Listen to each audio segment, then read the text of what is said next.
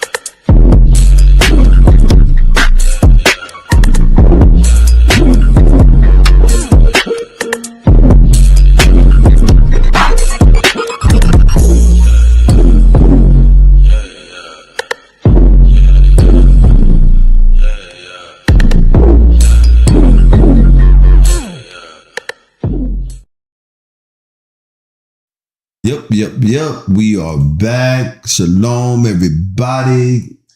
Time is flying. I swear it seemed like we was just here. Well, technically, y'all were. Just a couple of days ago. Yeah. A week ago. What you mean, y'all? Listening party. That's right. Okay, that's what you mean, y'all. Come on. Hey, don't be trying to come for me. Right. Exactly. I'm talking about the listening party. She talking about the listening party. Dipping and dabbing. Don't know what's happening. Dipping and dabbing. Don't know what's happening. I didn't know either, bro. So yeah. Right. Hey, what I tell you? Don't come for me. Yeah. Unless I send for you. Okay. Oh, that's good. Yeah. I like that. That's just better with you. Yeah. Yes. That listening party was fire too. Yeah, man. I was on the house for a couple days. I enjoyed that. Yeah, I enjoyed it as well, man. The four of us was on that panel like we was in the backyard with a grill going, man. That's what it was like. That was the feel. That's how it's supposed to be. Right. That's what it sounded like too. Yeah. The listeners on this side, Mm-hmm. that's exactly what it sounded like. Like we was on the back porch. Mm-hmm. Yeah. On the back porch or at the barbershop. Yeah, we enjoyed ourselves. Yeah, man. Did you check out Hundo Tales from the Sip today? I did not. Man, I was buried in work. I did not. I'm gonna have to go check it out. You normally get the notification. Now you know how YouTube is. I didn't even see the notification. So I'm gonna have to go. I know it was a good one. It was a pretty good one, man. It was a pretty good one. Good. Yeah, it was. We're going to let this place fill up some. Right now, we got in the house, me 2 times. Hey, shalom, sister, shalom. Love you, love everything that you're doing and everything that you're doing for us as well. The Truth Be Told Flex podcast is in the house as well. Myself, Shia Yeshua, Judah Ayob Ben Yahu, also known as Ben Ayob. We also got Bernard Shalahaya as well. Yeah. Supersonic Gaming is in the house. While we filling up, anybody got any announcements, anything they want to say before we start moving forward? May 30th. Go ahead. May 30th.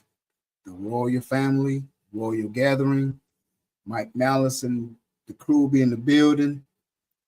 Chicago, Illinois, 8:30 Eastern, 7 p.m. Central, 8 p.m. Eastern. We'll be in the building, the Royal Gathering, man. Myself, I'll be hosting. Big Homie Yurt performing. Queen Yael with the spoken word. Queen Carly with the R&B. Queen Paris with the R&B, Mike Malice with a full-on lesson.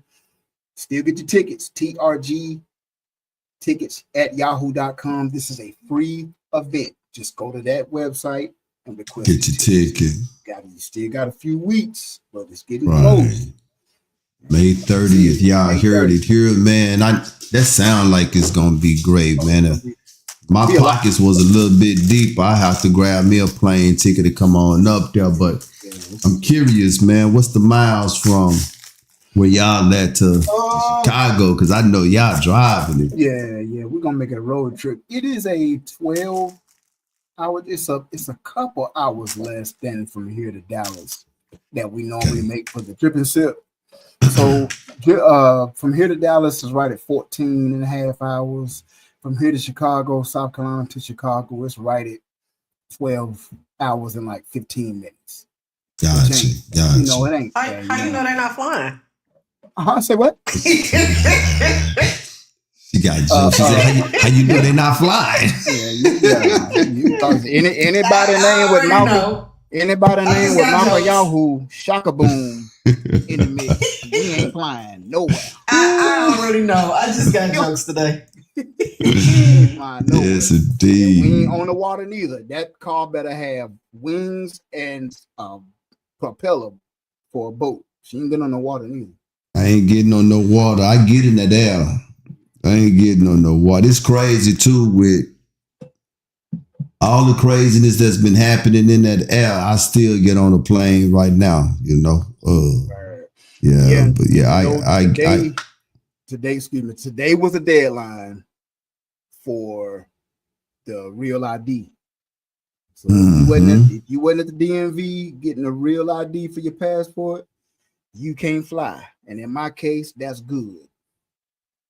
Right. That's right. Because you got to think about it. And I don't know if you mean it on this aspect or not, but for those who have not gotten a real ID, or probably those for some reason can't get an ID. Right. You don't have a problem getting an ID, whether it's a driver's license or whatever, because you know you'll get clanked if you go down to that DMV trying to get an ID and you got some warrants somewhere. Yeah.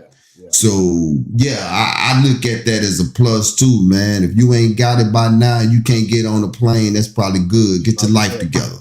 Get your life together. Get your house in order. Yeah, so today was the last day.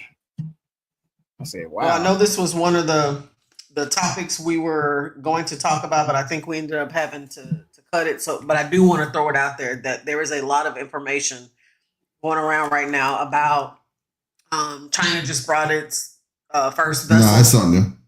I thought you switched it out. No, it's on there. Okay, never mind then. Okay. Rewind. Yeah.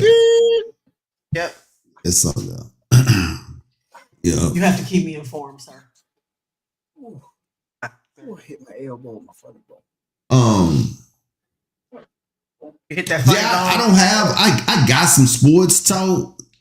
I don't know if y'all want to talk about it, but I'm going to talk about it anyway. Oh, okay. That's what we're doing. This is NBA news. Yeah, she said she seen that I hit my elbow. I was trying to play it. I was trying to play it off. It wasn't funny either, was it? I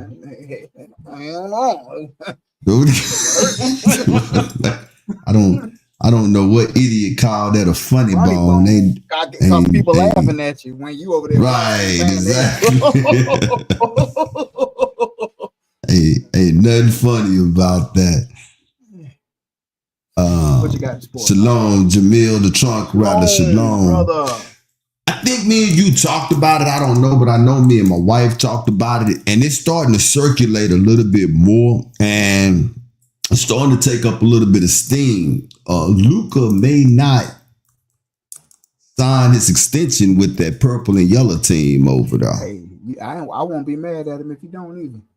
And he might do a whole U-turn and come back to the Mavericks. Come back to the Mavericks, man. That might be best. And it's crazy because when it happened, I set up for real. I remember this, man. I set up when I realized that it was real, because at first it took me a minute to believe it. Even after all the articles I had seen, right? I'm like, I gotta be dreaming, right? I know that this is not right, right? And so after I realized that it was real, I started trying to play scenarios on how this dude can get back. Like, I know Mavericks didn't just do this, you know what I'm saying? I couldn't come up with no scenarios because I don't know how NBA contracts work. Like, I'm not as fluid in NBA contracts as I am in NFLs. And I'm not all that fluid in NFLs, but I'm more with the NFL contracts and NBA contracts.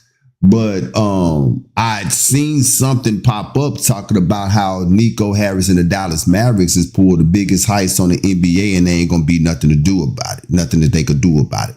And I sent it to a partner of mine, and I said, "What you think about this?" He said, "This is what I was thinking from the start." I said, "It's crazy you say that, because I was trying to figure out how it could happen, right?"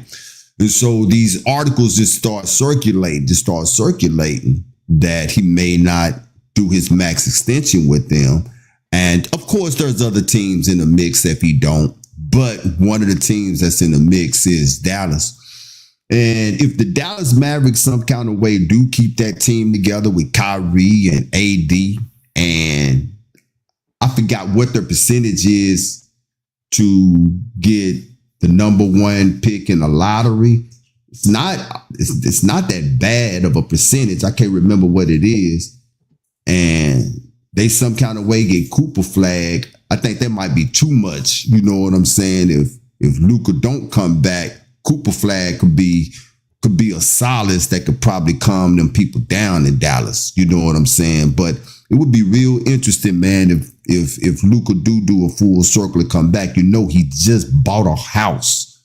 He had just bought a house there in Dallas. Keep your eyes on LeBron. Man, that brother talking about he won't. Who he say he won't? I know you know, Ayo. I told you I deleted BR report. I deleted all that foolishness, man. Because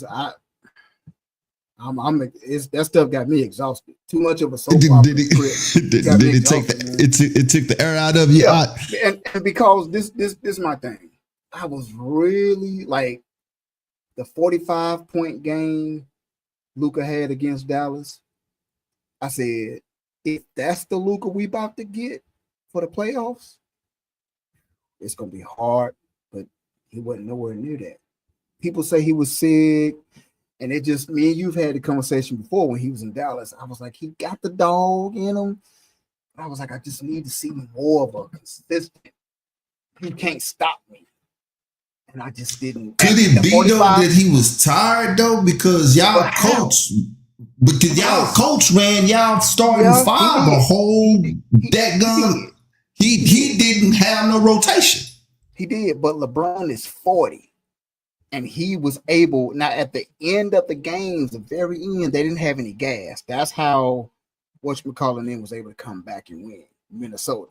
But Luke is only 26. And out of shape. Did he not make Nico look like he told the truth? And that's what I was about to say. It just to me, it just makes Nico Harris look like a genius now. Like I told y'all, I knew what I was doing. Yeah. And it just, I'm like, man, that was just so. To me, it was really did. But as a fan, I still wouldn't mind him coming back, though. I'm gonna be honest with you, because I feel like with the nucleus that the Mavericks have, you can hide those deficiencies. They did it with Dirk. Dirk didn't play no defense. I was just about to say, last year they made it to the finals because you got Kyrie to score, and you got other people that play defense. In LA, bright lights, 17 chips. That's not gonna work. It ain't gonna work. It ain't gonna work. That's why I say That's why I said last week I think that I would put my money on AD winning a chip in Dallas before I would Luka getting one in LA. Yeah, those commercials you starting being and that bright lights, the spotlight. See, in Dallas, the spotlight is on Luka for when he don't pick up a defensive scheme or miss a pivotal defensive charge that should have been a blocking foul. Stuff like that in Dallas, it's highlighted, but not highlighted like it is in LA. Doing these playoffs, it's like Luka to every headline, Luka. And I don't think he's not that player like that. Nah, he's not. I don't. I do believe though, if Dallas had stayed healthy, Dallas would have been some trouble in these playoffs. Who had stayed healthy? Dallas, the Mavericks, the Oh, team, to the whole Kyrie, team yeah, the that whole stayed team. healthy. Yeah, we Shoot, had at one point, man, y'all only had 7 players in rotation. yeah, Durner had to forfeit. They was talking about forfeiting some games because we wasn't healthy enough. We didn't have enough players. Right. Speaking of healthy, so apparently Stephen Curry is out for a week with his hamstring injury. How do you think that's going to affect gameplay with the Timberwolves? It's gonna be. I think it's gonna be longer. They just don't want to say it. You think? I think it's gonna be longer. They just don't want to say it. Man, as a team talking, though, I still think Golden State is better than as a Minnesota? team. Yeah, as a team, but that gum and Edwards, he could he take over the hungry. game, but he hungry. He can. Yeah, that's what did us in when we seen that Luka and LeBron was tired at the end of games and not really playing defense. He attacked it. He just took over. So with this, that's what you're supposed to do. And that's what you're supposed to do. However, if they can put Jimmy Butler's up in age, but I think Cuzzo can stick in the fourth quarter if the game is tight. If they put Jimmy Butler 6'5", 6'6", and long, he can give Ant some problems. And Ant won't drop 13 and 14 in the fourth and just go off. He may drop 6 or 8. They can live with that. We can live with that. Gobert, though, is the X factor too with his So Gobert, as long as he whatever. Can stay on the court. Whatever you want to call him, Gobert, Gobert. That last game against us, he had 27 points, that boy rebounds. They made that boy look like Will Chamberlain. But our tallest player is 6'8". LeBron was playing center, and that's LeBron. That's LeBron. So it's like I told this dude the other day. No matter how much they are trying to make the NBA a small man game, it's still a big man game. Still a big man's game. Go Gert. Go Bear. Go Gert. Go Gert.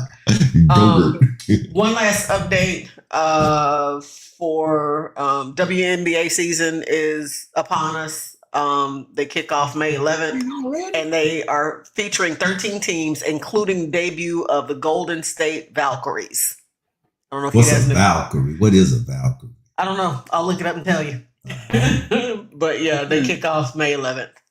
What you said already? Yeah, May 11th already? Oh, Lord. Already, Freddie. They've been playing those international teams the preseason, just been killing them poor little girls. Running the scoreboard up on them girls. Yep. But that's it, man. It looked like we are almost at capacity. Did I see? Yep. Let's be honest. With Delta is in the house. Yeah. Shalom, sister. Looking Valkyrie. forward to 12-year-old Viking woman with sword and shield found in Denmark. Is that what you saw? Yeah, I see. In Norse mythology, a Valkyrie is one of a host of female figures who guide souls of the dead to the god Odin's hall, Valhalla. Ooh. All right then. So that's a team. That's a Golden State pagan team. That's basically what it is. Right on. Dang. That took it to a whole other level. Right. I did. I think I could have went the rest of my life not knowing what a Valkyrie was. Yeah. I thought it was somewhat like a siren, but a siren is a mermaid type thing. Right. Yeah. Valkyrie. Let's get it, man. What we got? We ready for the show? Or are we ready for the show? Are we ready? We're ready. We ready? You ready, Ayo? Ready. I'm ready. Let's get to talking about. You ready? I'm ready. Born ready. Come on, babies. I'm gonna have to go watch that now. That whole Right. All right. So, show the first clip. Here we go. A federal judge in Seattle has temporarily blocked President Trump's executive order aiming to end birthright citizenship for the children of undocumented parents and non-permanent residents in the United States. Thursday's ruling by U.S. District Court Judge John Coynour is the first in what's expected to be a long legal battle against Trump's anti-immigrant agenda. The president cannot change the Constitution. But here's the thing. When Trump says this idea has been around for a long time, it's true. It's been introduced into the Congress since the 1990s. People considered it a wacko idea. Anybody who knows anything about American life knows that everybody on American soil is subject to domestic law. An undocumented immigrant who gets a speeding ticket is subject to American law. So this is really a bogus argument, but they are hoping that they can go before the Supreme Court, which has been very favorable to Trump. And this is why we have concern, I think, to worry. The Seattle judge was absolutely correct that this is blatantly unconstitutional. It's outrageous. But we now have a court that has given the president immunity, basically unlimited immunity. This court also would not consider disqualifying him from the ballot on grounds that he's an insurrectionist.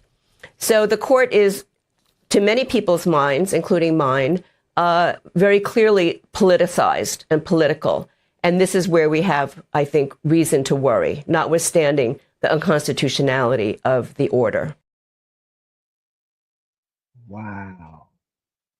So the question I have is, in the world that we live in, and yeah, we did just get through talking about the NBA, WNBA, right? We talked about that. We've talked about Sinners on the show, which was, by the way, a great movie. These things that are in the world. But the question I have is, how many of us as Israelites, so-called Negroes, so-called African Americans, know how much this will affect them with what it is that Trump is doing or trying to do as far as removing birthright citizenship? Do you think that we as a people, as a whole, is aware of the damage No. that this could cause? To answer your question, no. History repeats itself. There's nothing new under the sun. Again, I always talk about when Mashiach returned from Africa, from Egypt, from hiding from who? The Herodian government, the Roman government. He was 30 years old and returned. When he fled, when the Malak showed up to Joseph and Miriam and said, Joseph, take your wife and your child, go into Africa to hide amongst the people until things calm down or whatever. This is 30 years later. Rome had sunken its teeth. How you going to move us out of our land in 70 AD and then give it to somebody else? So here we go again. That's why I don't think we as a people, to answer your question, I don't think we understand the brevity of this, how this could turn out by 2026, in the next year or two, 2027. Right. If this dude, like she just said, the one Supreme Court judge was like, nah, this is blatantly unconstitutional. Meaning what? What do they always love to substitute the word for unconstitutional? Un-American. So the judge was basically saying, nah, this is un-American. But then to counter that, you see the young lady say, well, this legislation has been on the table since 1990. They've been trying to figure out ways to kind of squeeze it in, drop the frog in the pot, turn it up slowly, wait till we got reels and stories and microwave instant gratification on our minds at every second. I gotta get a W somehow. If I'm cussing somebody out on the internet or if I'm flipping somebody off, I gotta get a W. See, we so concentrated on that type of stuff, we're not really paying attention to what's going on. So to answer your question, us as so-called Israelites, Negroes in America, I don't think we understand what we are. It's the same way. What do you think Rome did? So when Mashiach returned, they was like, yo, let's overthrow this government. They killing us. They putting us out. And then in 70 AD, they finally did it. Killed a million of us, and then a million of us fled into Africa and then were put on boats to be brought here. So there you have it. I don't think we understand what type of time they own.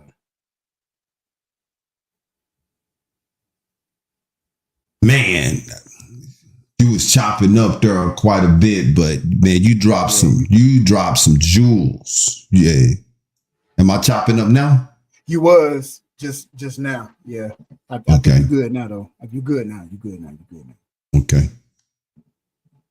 What you got on this hill, Banath? Oh,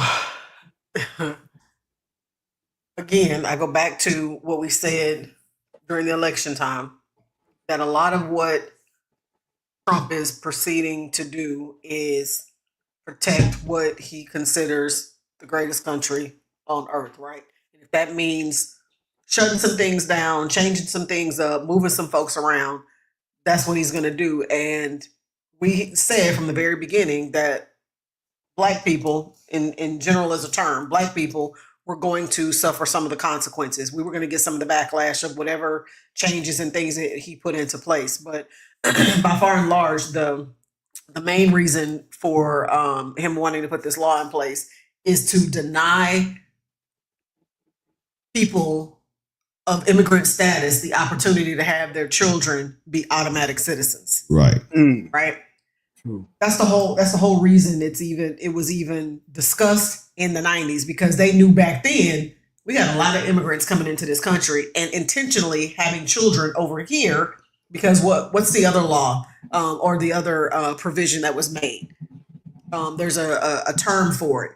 When you have a child over here in this country, they typically don't deport you because you had a child over here in this country. Right. Their children become automatic. This is the only country where that happens. If I just so happen to have a baby in Ireland. No, this is not the only country. Mexico, Canada, primarily over here in what they would call the Americas, right? So, yeah, they got the same thing. Yeah, right. It's not happening in Ireland. No. It's not happening anywhere else. No.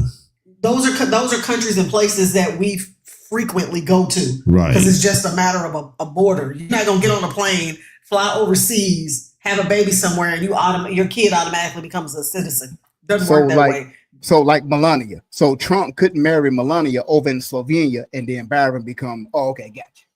Right. Correct. Right. Now, I do believe, and if we do have any soldiers or anything like that that's among us, I do believe when our soldiers was over in Iraq, though, over there in the so-called Middle East, right, that they were having babies over there, and I believe that their babies have dual citizenship. Maybe Bernard can look that up. That's something that I'd heard, and I don't know if it's true because I didn't look it up. You know, I didn't follow it up, but that was something that I heard. But both of you guys are absolutely right on your assessment of this. At the bottom line, it's always going to come back and bite us in a butt, like it always do with everything that they do, right? The rhetoric that they're saying right now is that, you know, these babies are being born over here with parents who have no citizenship, and we're automatically making them citizens. We need to stop that. But I want to pull something up here.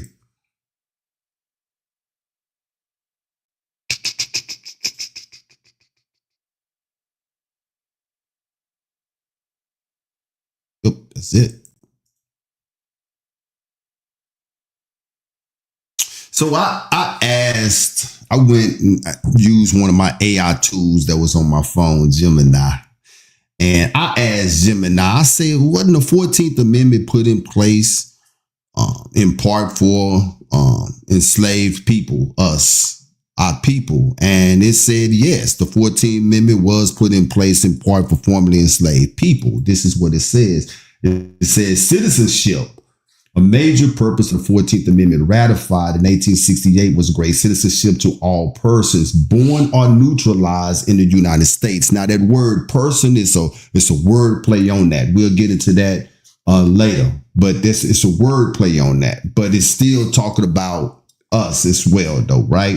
It says, which explicitly included formerly enslaved people. This overturned the Supreme Court 1857 Dred Scott decision, which had denied citizenship to people of African descent.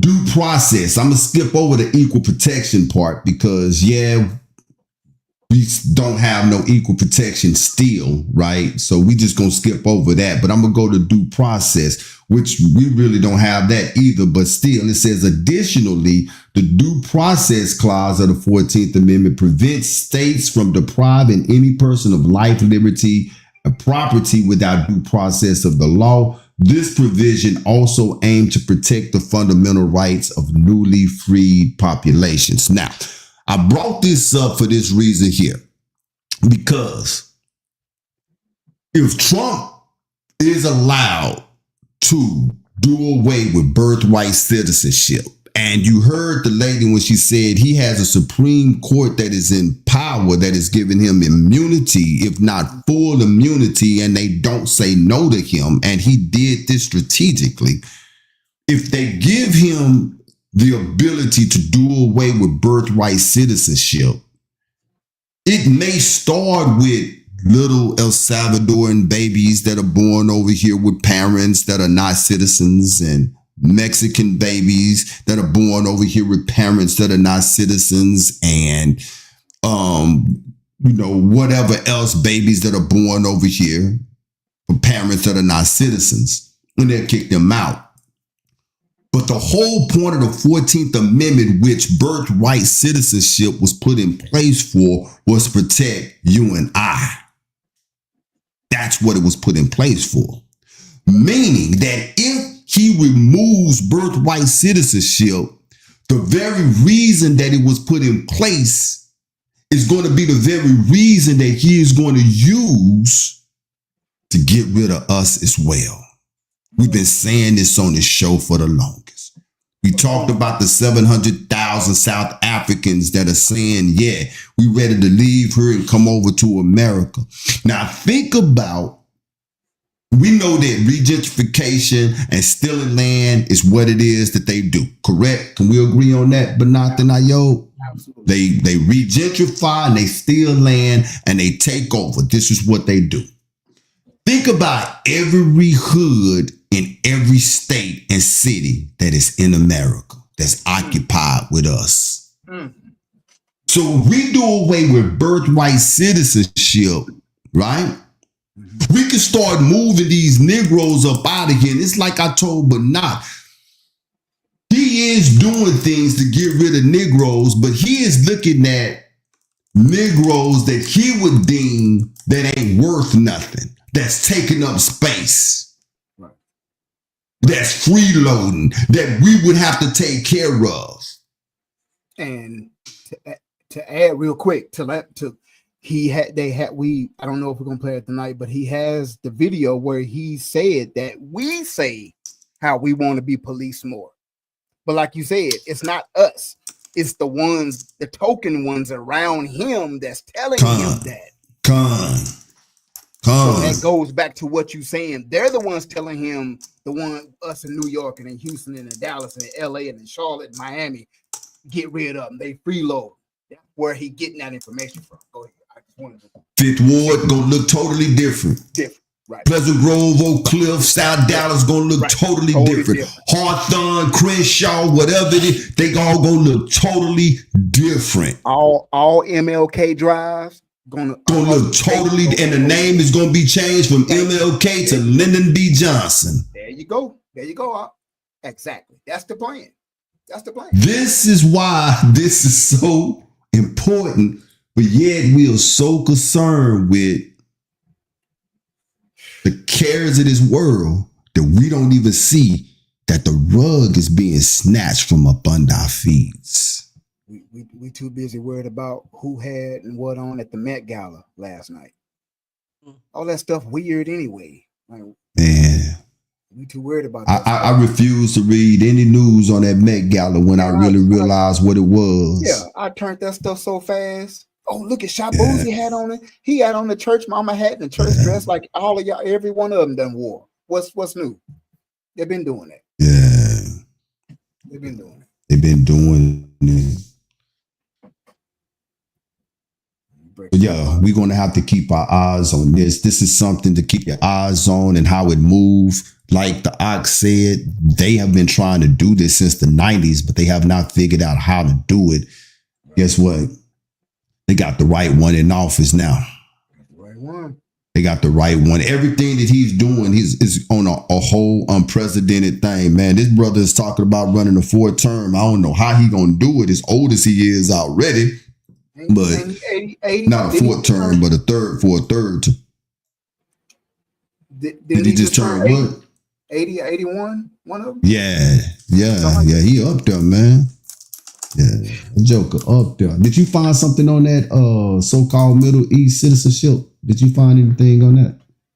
No, I didn't specifically look up the Middle East, but because generally there's not a way for you to automatically become a citizen of another country in that regard. But what happens is if you're a U.S. citizen and you have a child with somebody from another country, your child can become a citizen of the United States so long as you've been a citizen for a certain amount of time. So the military, it says the child is typically considered a U.S. citizen at birth as long as at least one parent is a U.S. citizen and certain conditions are met. The parent has lived in the U.S. for a required period of time. It doesn't give the exact number of years.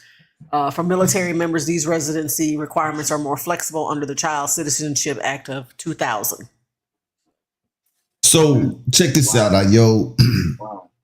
They did all of this because they needed numbers in this country. Remember, this is a young country. The Bible tells you that too, right? Young country. And they needed numbers over here, right? So now they're using the same thing that they did to get the numbers up, to get the numbers down. Right. That's what they do. They wanted a melting pot, but the melting pot didn't melt like they thought it would. We're gonna melt. So now it's time that they want to reset or do over. They want to reset. Yeah, they want to reset. They trying to make it look back like it looked. Yeah. What? 1786 or 1851. You know. Too late. It's too late though. Yeah, it's too late. Yeah. Too late. They sent back to the States. What is she saying? What you saying, Me Too Times? I think she might have put that when we were talking about the military being born. And yeah, that's what she was talking about. Oh, the kids. Okay, then. Yeah. She was in the military. That's crazy. Yeah, that's crazy, man. Crazy. Only in America. This is gonna be, if he remove that, it's gonna be small stuff too that he could get rid of you. Now he might not see the El Salvador, but you know he talked about opening up Alcatraz again, right? I don't know if you've seen that. Yeah, he just, you know what I'm saying? Yes, billions of dollars to do that. But right. He talking about opening it up, so you know you say something that he don't agree with. Right. He's a threat to the state. He's a terrorist. Get him out of here. You know? So. He said something I don't like. He said something I don't agree with. Right. Right. And now there's no more birthright. He ain't a citizen anyway, right? Wife ain't. She definitely wasn't born over here. Well, she don't count. She don't count. We talking about everybody but her. Oh, okay. That's how that works. Go for it. Rules don't apply to her. That's crazy. All right, so changing the topic a little bit. I have a video for this one. Did you call him a child? Did you call the child a It is my own business. You call him Okay, why don't you have the balls to say it right now again? Okay. All right, that's what you say. You don't go digging through people's you dumb. Nobody digging through your A little kid just did, you dumbass. That little kid, you call him a Yeah. The little child? What if he acts like one, he's gonna Are you about to hit him? You chase him here? He took my son's stuff. So that gives you the right to call the child 5-year-old the N-word. If that's what he's gonna act That's like. what you're gonna call him. That's what he's gonna act like. You know, that's a hate speech. And you can be recorded for that. I don't give a shit. Okay, we'll see about that, what the internet has to say about you. It's always I'm going to jail. Again, girl, I'm going to jail. I'm not gonna have enough money to keep bailing Well, you out. One hey, time you gonna go to you do what jail, she you gonna did. stay. You better do what she did. Start a GoFundMe. Come get me. I'm smashing all going of to that jail, blonde man. out of head. Oh boy, yeah. I agree. I'm somebody What's wrong, getting dropped. man? Somebody getting drop kicked in their chest. She's going to jail every week. Hey, Dress me out. Orange. I think y'all breaking up. I think you're breaking up out.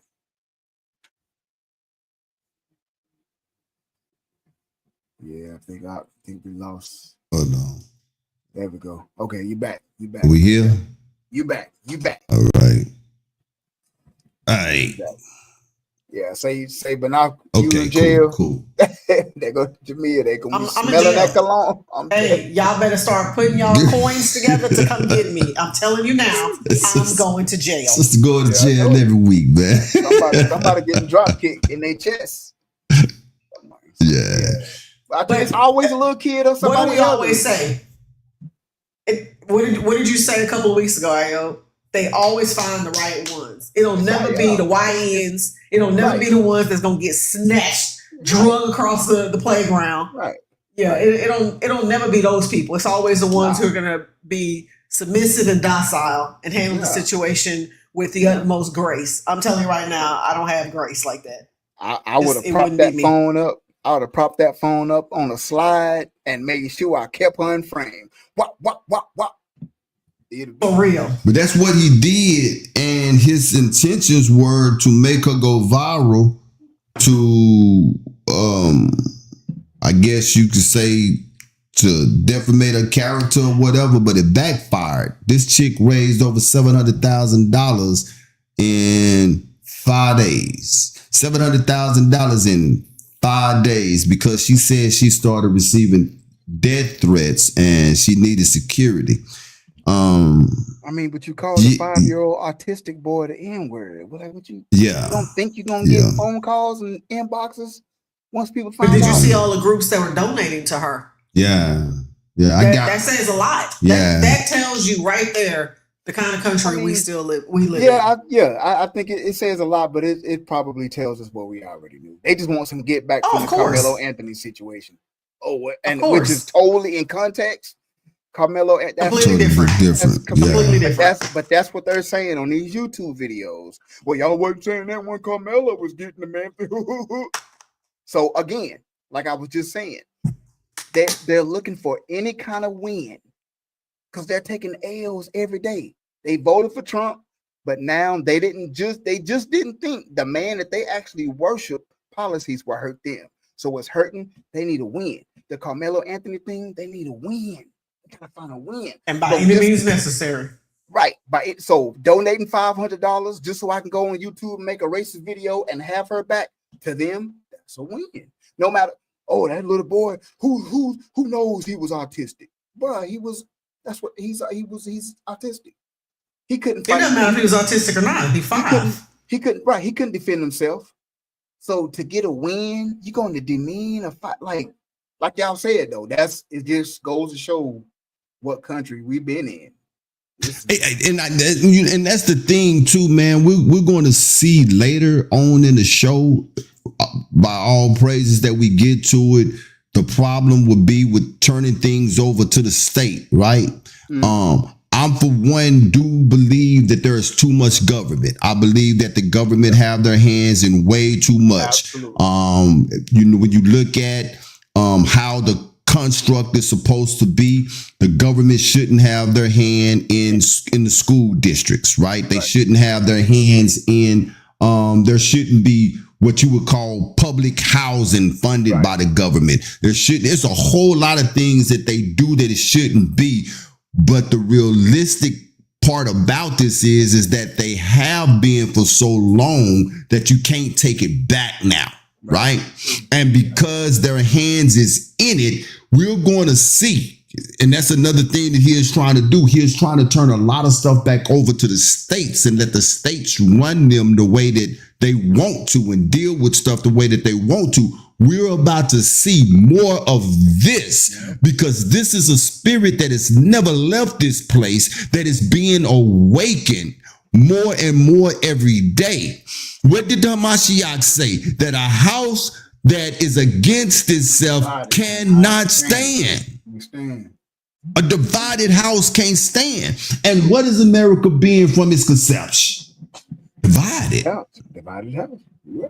It's been a divided house. I asked the question on this show one time, what is an American?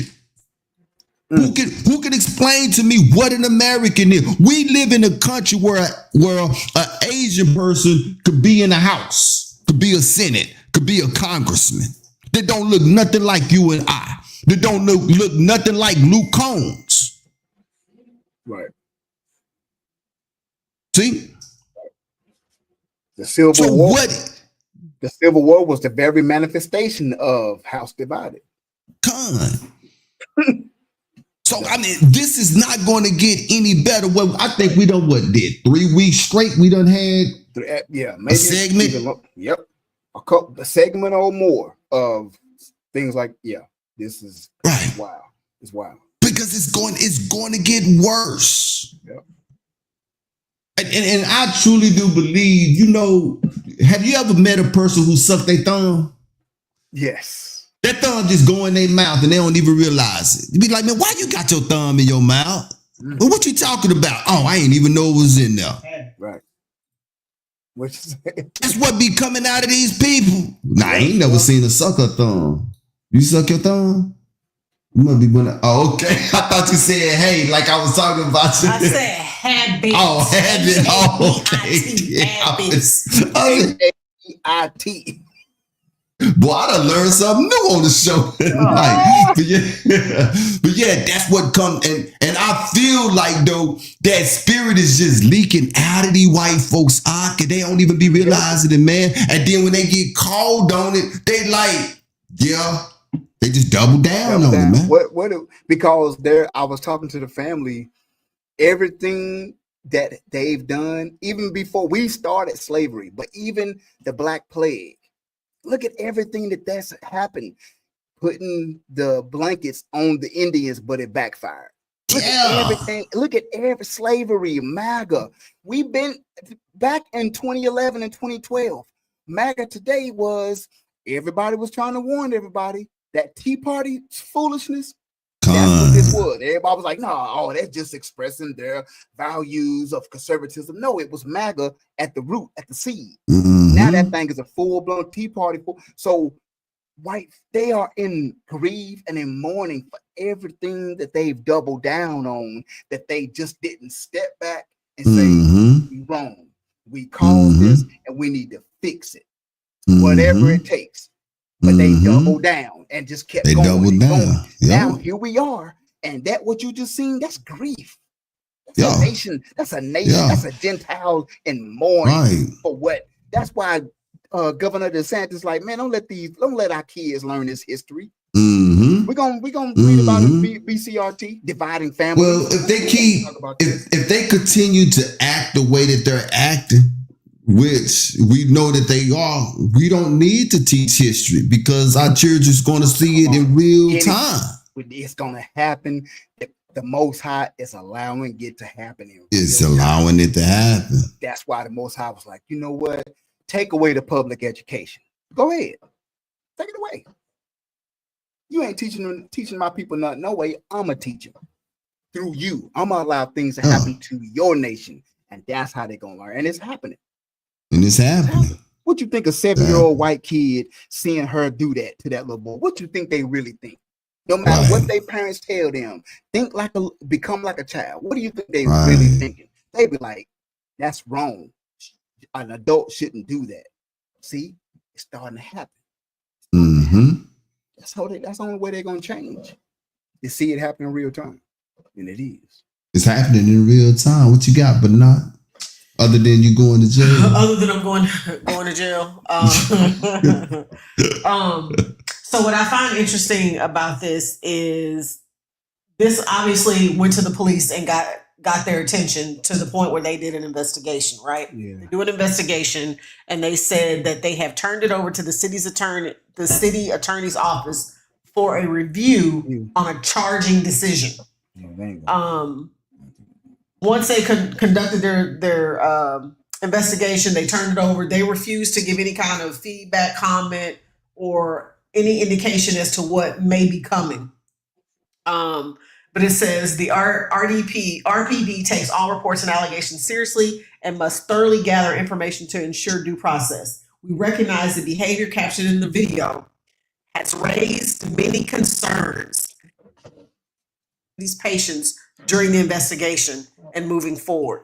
All they're doing is pacifying the situation. Mm-hmm. They're not, if this had been role reverse, if this had been a little white kid and a black woman used the kind of visceral hate language that this woman used on that little black boy, I guarantee you white people would be up in arms. They would have brought her in already. She'd been sitting somewhere in somebody's jail waiting to receive a bond. And then you would have already seen what the charges were going to be. It was either going to be a hate crime, endangerment of a child. It would have been something. But they're sitting back, letting this stuff stew. Just letting this stuff stew and asking for the community to just be patient and let them do what they're going to do. So I got a question. Expect us to sit back and wait. Right. You triggered something, and you triggered a question, which is put a 1 in the chat, anybody. And for you, Ayo, raise your hand if you have heard of a white person receiving a hate crime on a black person for calling them a nigger in America. Come on now. When the last time you heard it? When have you heard of it? They got a hard time giving a hate crime to a white person or anybody as far as they're concerned to anything that they do towards us when you really think about it, right? This is why we cry as much as we do. And when I say cry, I don't mean cry. I mean we raise our voices. Why? Because we want to be heard. We tired of not being heard. We tired of not being seen. We tired of being looked over, right? Everybody come over here and do whatever it is that they want to do, and they be here for 2 minutes, and then all of a sudden they got rights. I said it once, and I'm going to say it again. How in the hell do homosexuals got more rights than me? Because everybody benefited from civil rights except black people. Who's supposed to be? Who our people died for, right? Who our people got water holes for? If that had been a homosexual 13-year-old teenager, she would have been blasted. Right. People would have been coming out of the woodworks to defend that 13-year-old. Yep. Or let's keep it even more simple. If it had been a little 6-year-old boy wearing a dress and she said something offensive to the kid, right? You know how many people would have come out to defend? It's his right to wear a dress if that's what he wants to do. People would have been coming out of the woodworks defending that. They had to shut her GoFundMe down because it's the lowest amount. She only got $2. Right. She wouldn't have got nothing. Right. Everybody would have been on the kid's side if he had a dress or makeup on. See what I'm saying? Yep. But so we see the white people coming out for her, right? Wrong way. Uh-oh, where are Yoga? Did we lose him? No. There it is. Yeah, where did you go, Ayo? The screen, y'all took me off. Cher did that. It was Cher. I wish you could see my finger pointing. Can't see it, but I'm pointing at him. Took me off the screen. So we see the white people showing up for her. She raised $700,000 in 5 days. This was a comment that somebody said. It said that the country is finally getting tired of this black privilege race card bullshit. Excuse my language, but this is how it's written, people. And attempts by blacks to foment white guilt because the woman puts up a give, send, go and is now raised over $500,000 for use in defense against the death threats, financial losses, reputational losses, and potential relocation, etc., caused by this person posting a video. Now, this is a guy that calls himself the General, and you see where he can be found at 1776 General. Look at his profile picture, right? He said, God bless this based mother for defending her child from a Somali. What is a pedophile doing at the children's park? Now, these white people done went and did some homework on old boy, right? And come to find out he a pedophile. Now, I ain't got nothing. I mean, I got a whole lot against pedophiles. Excuse me. Got a whole lot against pedophiles, right?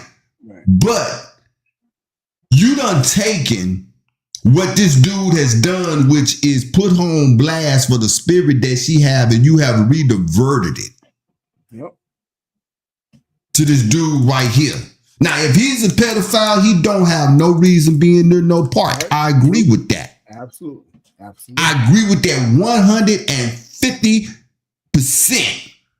But at the same time, come on out of these woodworks like Banath was saying, and like you were saying, I need all of y'all to come on out. Show yourselves. Take your hoods off.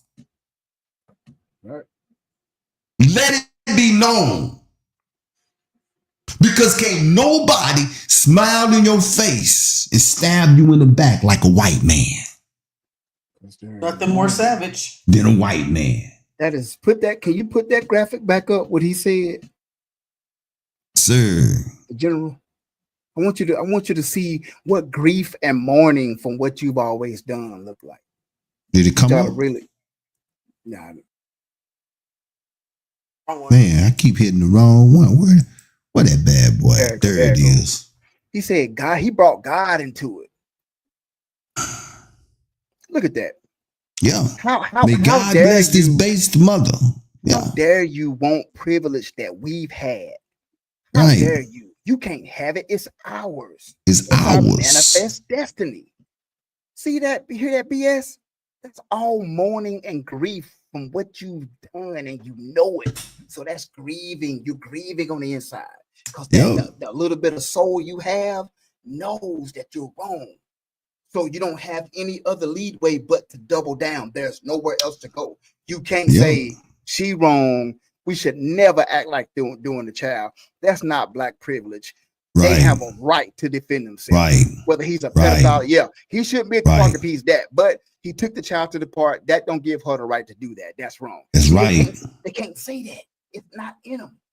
It's not in them. So much mourning. Everything that they know from start to finish to now, what they've done to us is in them, and they can't get rid of it. So they're grieving and mourning. This is what that looks like.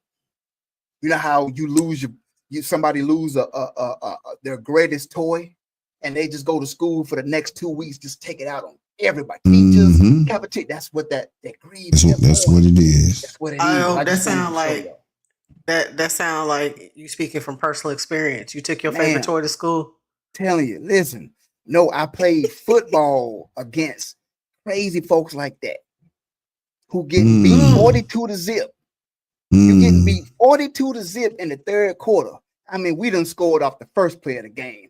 Punt return, kickoff return, 2 interceptions, 2 scoop fumbles, 42-0. And ain't one black dude on y'all team, and y'all so mad that you were out about names. You know why? Because it's so much in you. You want to ask, why can't I run the football like that? Right. Why can't I catch and throw like that? Right. Why did 2 defenders have to tip that ball and that dude still caught it? Right. Almost fell and still run a touchdown. Why can't we do that? See, that's what you really want to say. Yep. It's interesting, especially speaking from a sports perspective. I have been in games where when you're winning, and because you're the black player on the team, because I play volleyball, so I've been in a lot of situations where I was the only black face in the crowd and get called all kind of racist names because we're winning, because the plays that I'm making are beating you. So I know what that feels like to have that hate be directed specifically to you. Yeah, because they're that mad that you're winning. But I had a question. Yeah, go ahead. Do you think if I already know the answer to this, but I'm going to ask it anyway. Do you think if she is she receives any kind of charges, they, file anything against her, that anybody's going to come through and try and take the funds that she's raised? No. That's a good question, but yeah, I don't think so. No. It's not going to happen because No. the platform, the Give, Send, Go, they disabled all the comments. So people aren't even able to go in there and put comments of support or disdain for her at this point. And what they came out and said, while they don't endorse the comments, they do not control the motivation of donors. Right. So they're still letting her collect money. So this is the thing too. Go ahead. Go ahead. No, go ahead. All of those people and organizations that allowed this lady to raise $700,000 in 5 days, these are the people that hate you. Yeah. Don't let nobody tell you that racism don't exist in this country no more. They're the ones leaving the comments. They don't.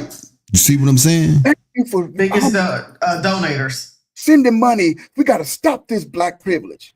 Oh, so you don't want, again, the black privilege that they talking about is just the privilege to say, I don't appreciate you saying that. That's privilege? How was that privilege? Yeah. Y'all got black privilege? That's privilege? Did y'all have some of that? Y'all get black privilege? Never had black privilege. I'm just trying to figure out. I don't even know what it looked like. I don't even know what it like. What does that feel and look like and smell like? I would like to taste some of that. Oh, we gonna know when we get to Yahuwahville. Right. or hillside. Or hillside. Right on. You understand me? We shall know. Right. But that's it though. That's what they disabled the comment, because every comment was saying, "Hey, we stand for you. Here's $500 against black privilege." Yeah, that's exactly what it is, man. It's like, that's crazy. These jokers bad. Hey, they hate us because they ain't us. All right. Go ahead. Watching. No, I was just saying. I know they was watching Banav do a dig and then dig and the ball go up, but when they tried to spike it, Banav down up already and hit the ball back. I know they was like, do that. Yep. And instead of if I tell you some of the names I got called, you know it's crazy. When our son was wrestling, that was one of my biggest fears when he wrestled. Not wrestling per se, but I know it's a white man sport, right? When you look at the history of wrestling, it's 80%. And I know the mentality of white people, especially white men. They got this inferiority in them, right? This nigga's beating me. I'm going to do something to hurt him before it's over with. And I used to always tell him that, be careful. You know what I'm saying? Like when you in that ring with whoever it is, because I know they'll snap. You know what I'm saying? Because they can't stand defeat, especially by somebody that they feel like that they are superior to. That's it. And they learn that stuff at the house. You know what I'm saying? That was one of my biggest fears when that dude was wrestling, man. That's crazy. Well, that's wild. This next topic might put a little. I don't know. I'll let y'all decide what this might do for you.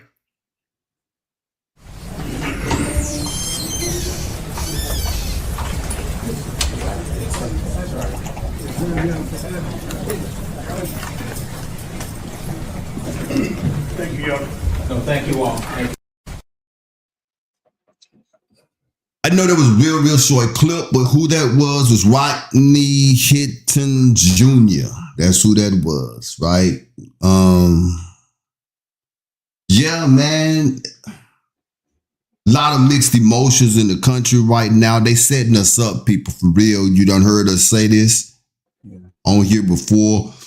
I'm gonna say it again. It's messed up. Hold on. Check it out. Good. All right, yeah. So this guy here's son had gotten killed by a Ohio police officer, right?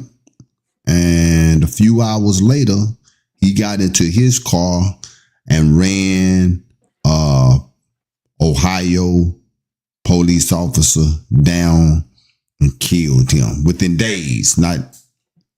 Within days.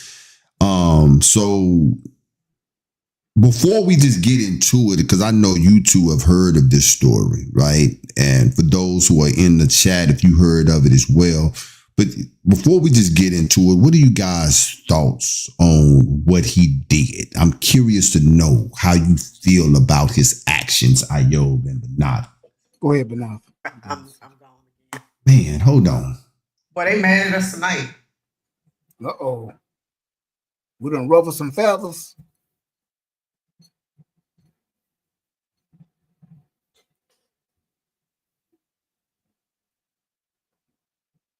Hello? Still?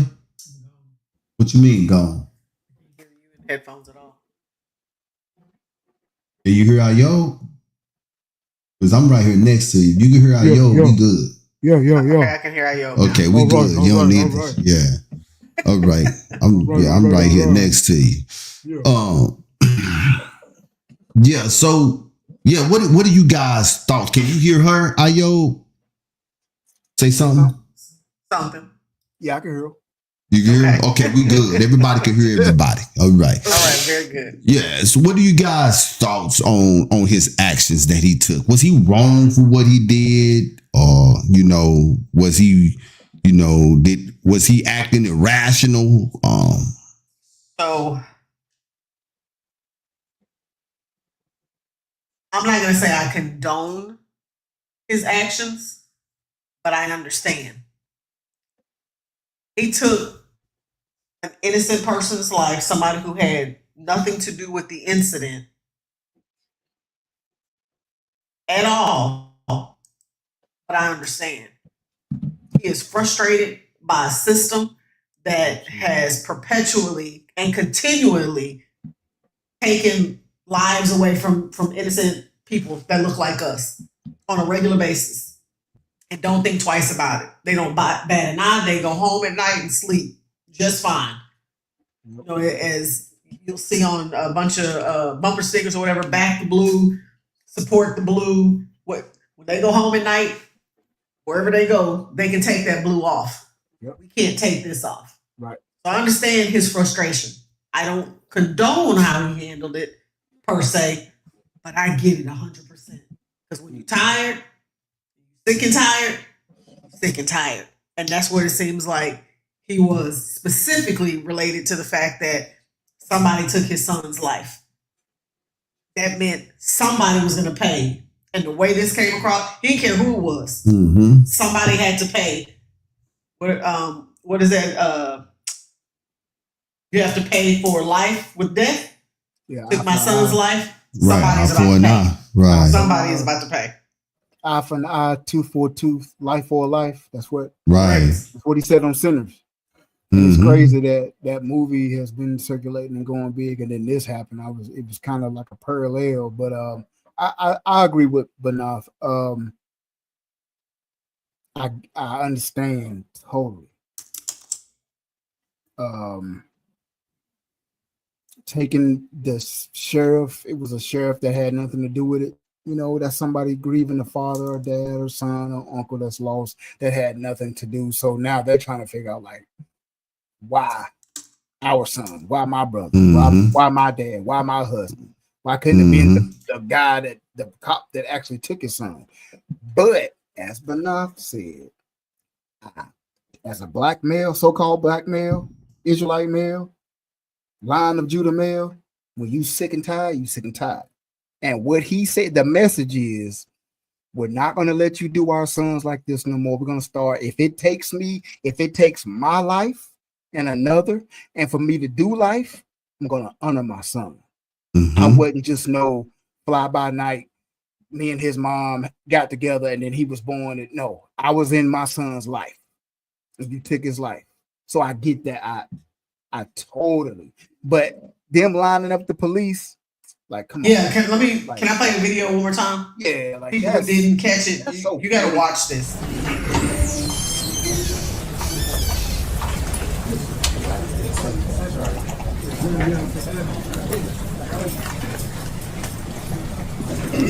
Thank you, Governor.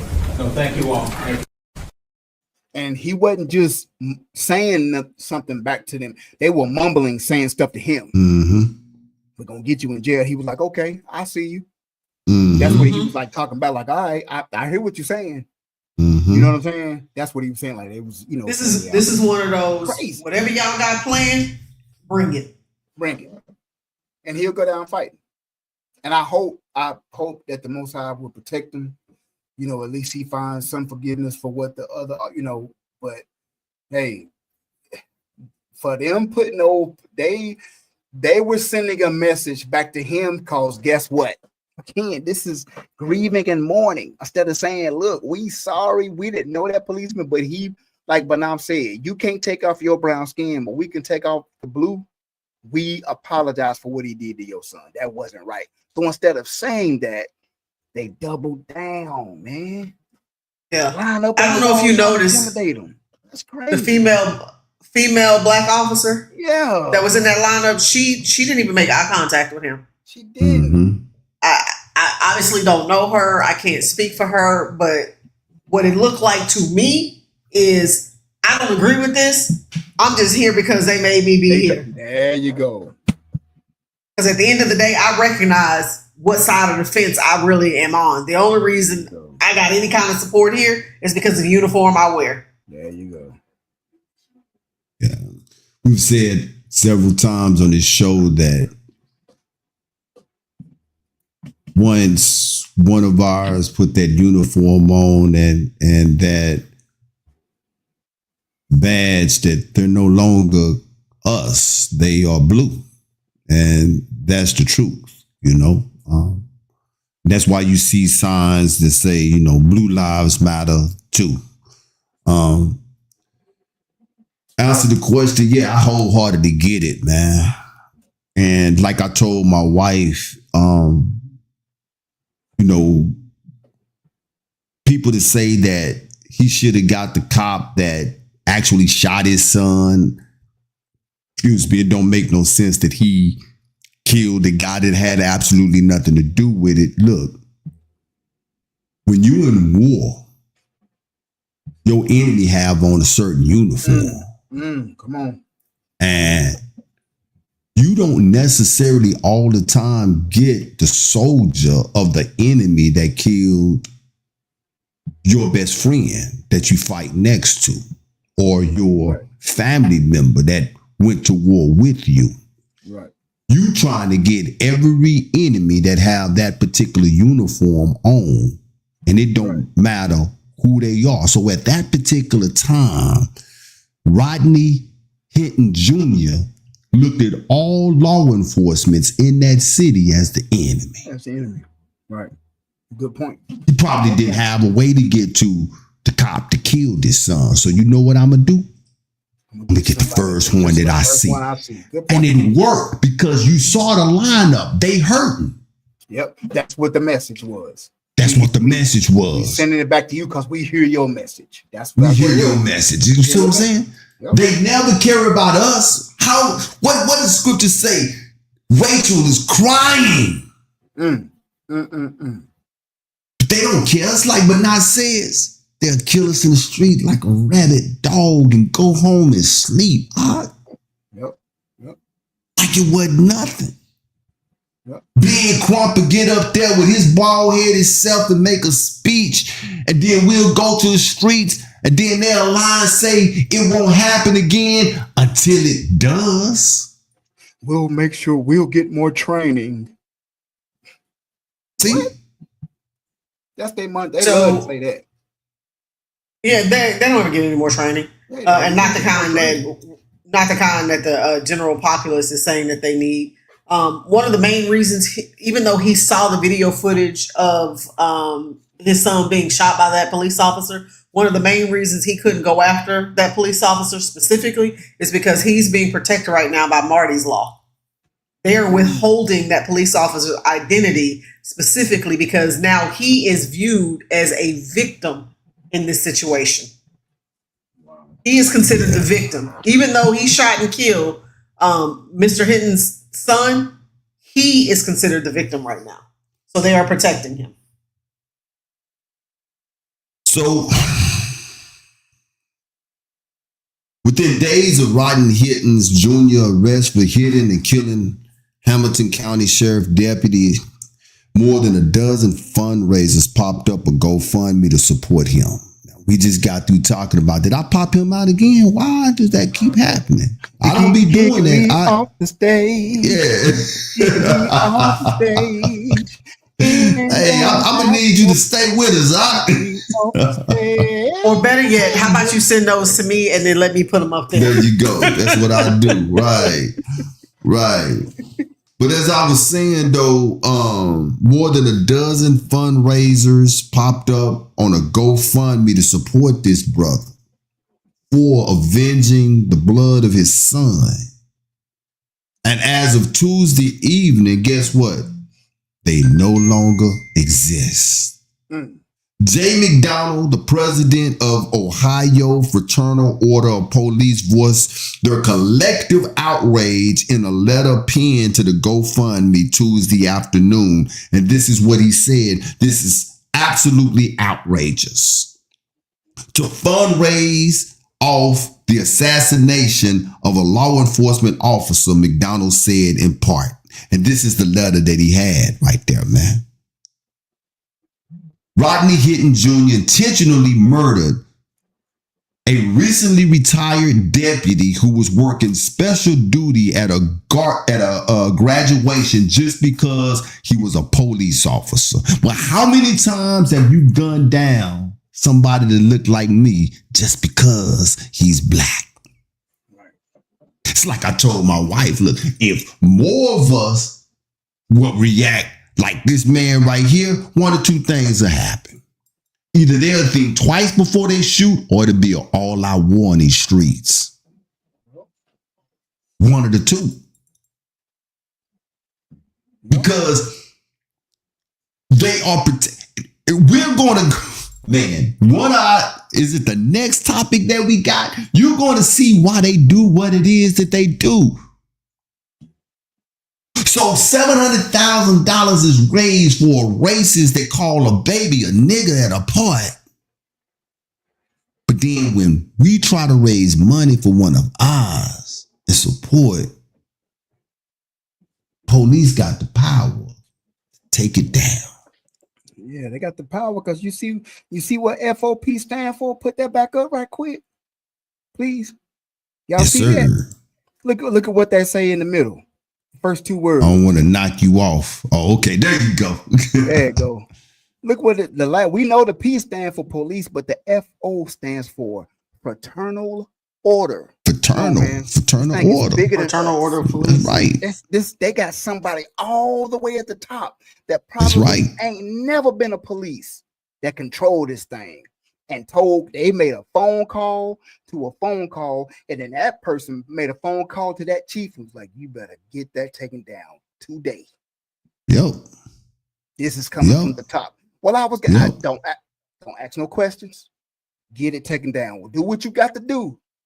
But this is get it down. That y'all are part of an order. We don't play that.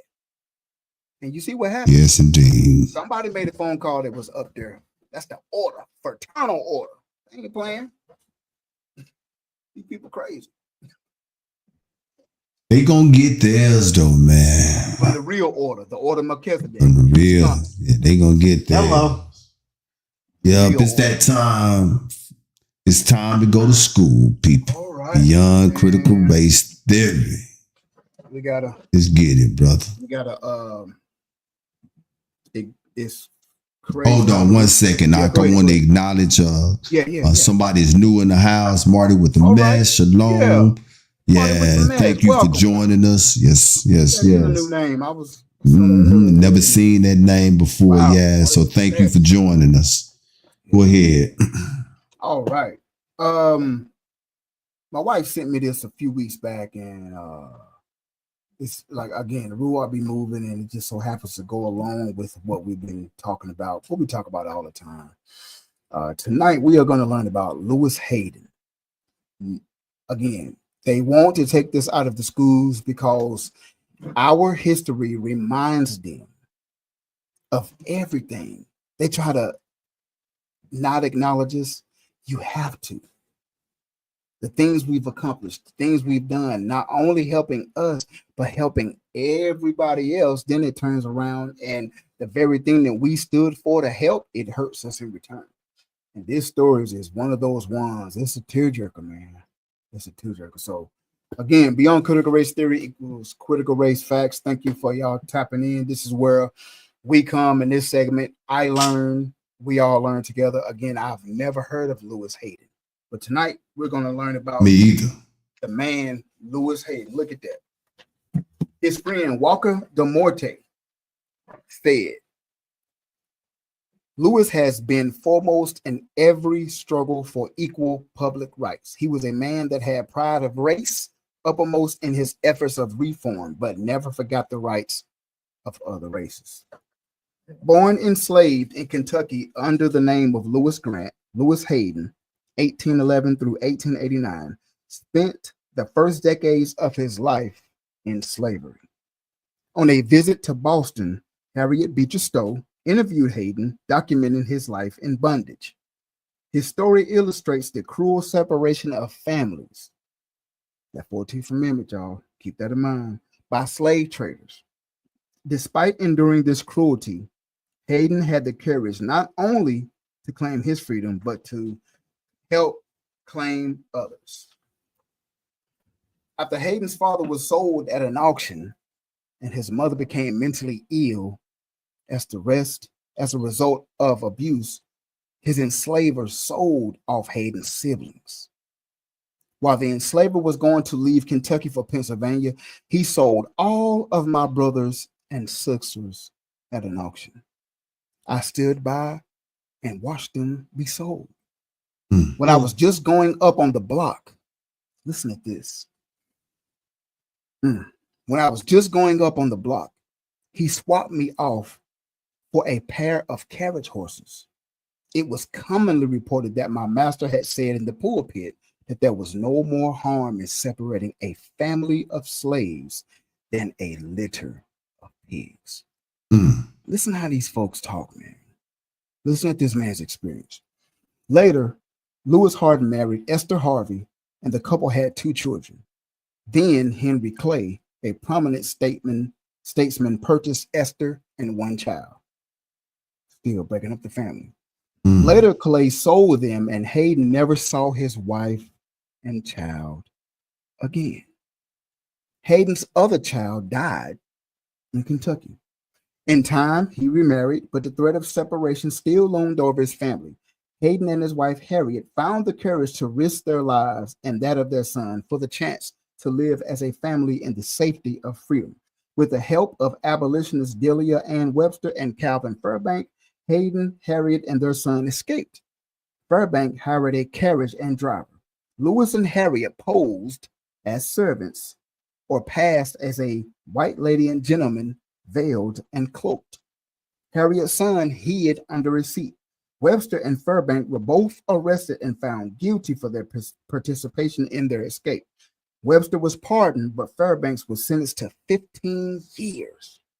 The Haydens passed through Ohio to Detroit and made it to Canada, where they had changed their name to Hayden.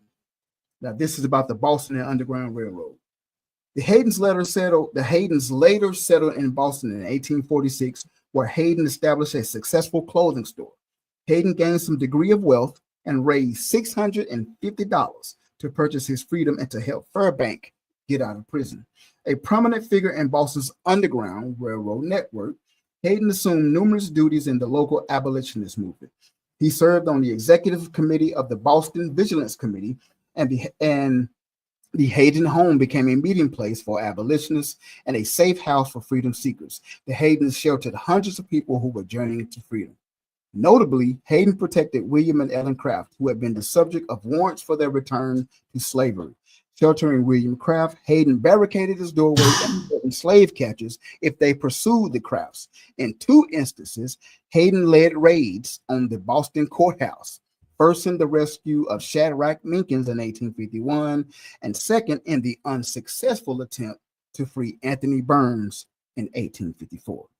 Hayden played other significant roles in Boston. He presided over numerous community meetings, particularly those in response to the Fugitive Slave Act. We've talked about that before. He worked to integrate Boston public schools and served as a messenger to the Secretary of State, a politically appointed position which gave him access to many high-profile leaders in state government. We're almost finished. During the Civil War, Lewis Hayden recruited Black soldiers for the Massachusetts regiments, including the Massachusetts 54th Infantry Regiment.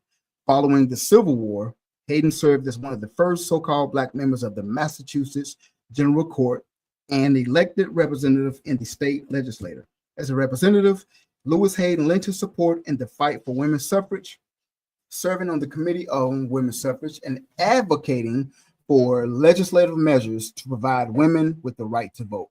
Remembering the work of women in the abolitionist movement, Hayden recalled, "My race can never repay the debt we owe to such as those who suffer. I should be indeed an ingrate if I do not work and vote for the enfranchisement of women." Lewis died in Boston on Sunday morning, April 7th, 1889. His passing was in front page news in the New York Times, as well as the Boston Globe, Boston Herald, and Boston Evening Transcript. Leading 19th century reformers attended the funeral, including Frederick Douglass and women's rights champion Lucy Stone.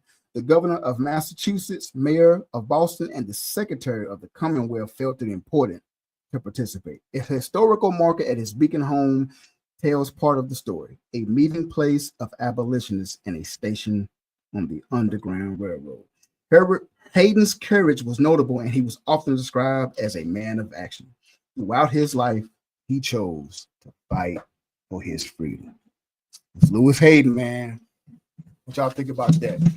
Pretty courageous. Pretty Man, where is that spirit today? Right.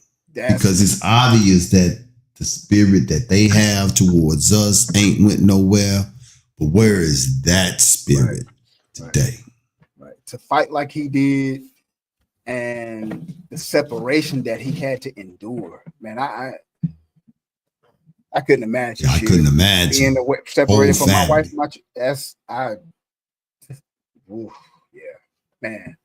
I often wonder, and I talked to my wife about this, like how many of us, because we know that this was a practice that they did all the time. How many of us actually ended up with different families that were not ours? Yeah, man. That's right. That's because we as a people, we gonna take care of our own, especially then, right? You messed up again? Oh, okay. So if a baby come to a whole nother plantation, they gonna raise that baby. There's gonna be a mother there, or older, a matriarch there that's gonna take that baby and raise that baby as if it was hers. right. How many of us have gotten mixed in the sauce? Right. It's lost families, And again, instead of saying we did that, we separated families, millions of families, thousands of millions. We apologize and we need to repay. They double down. How dare you want privilege? Just to fight for yourself and defend yourself. That's privilege to them.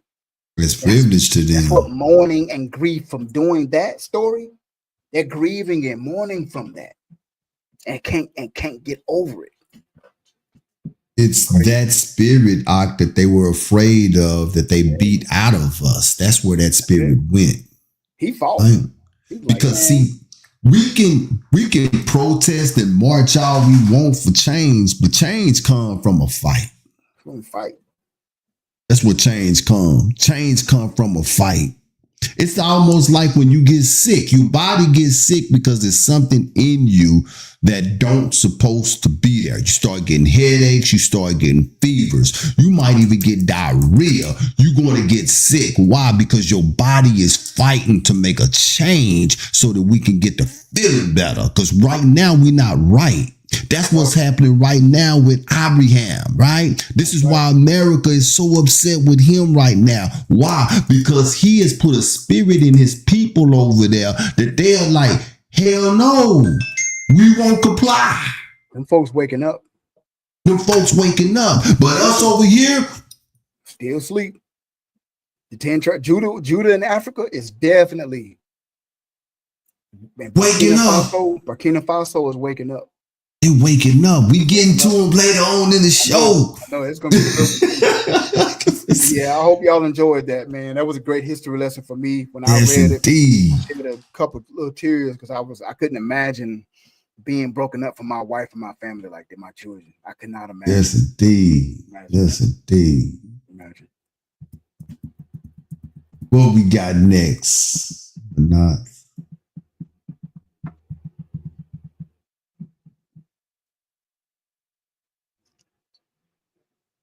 Well, we really switching gears on this one.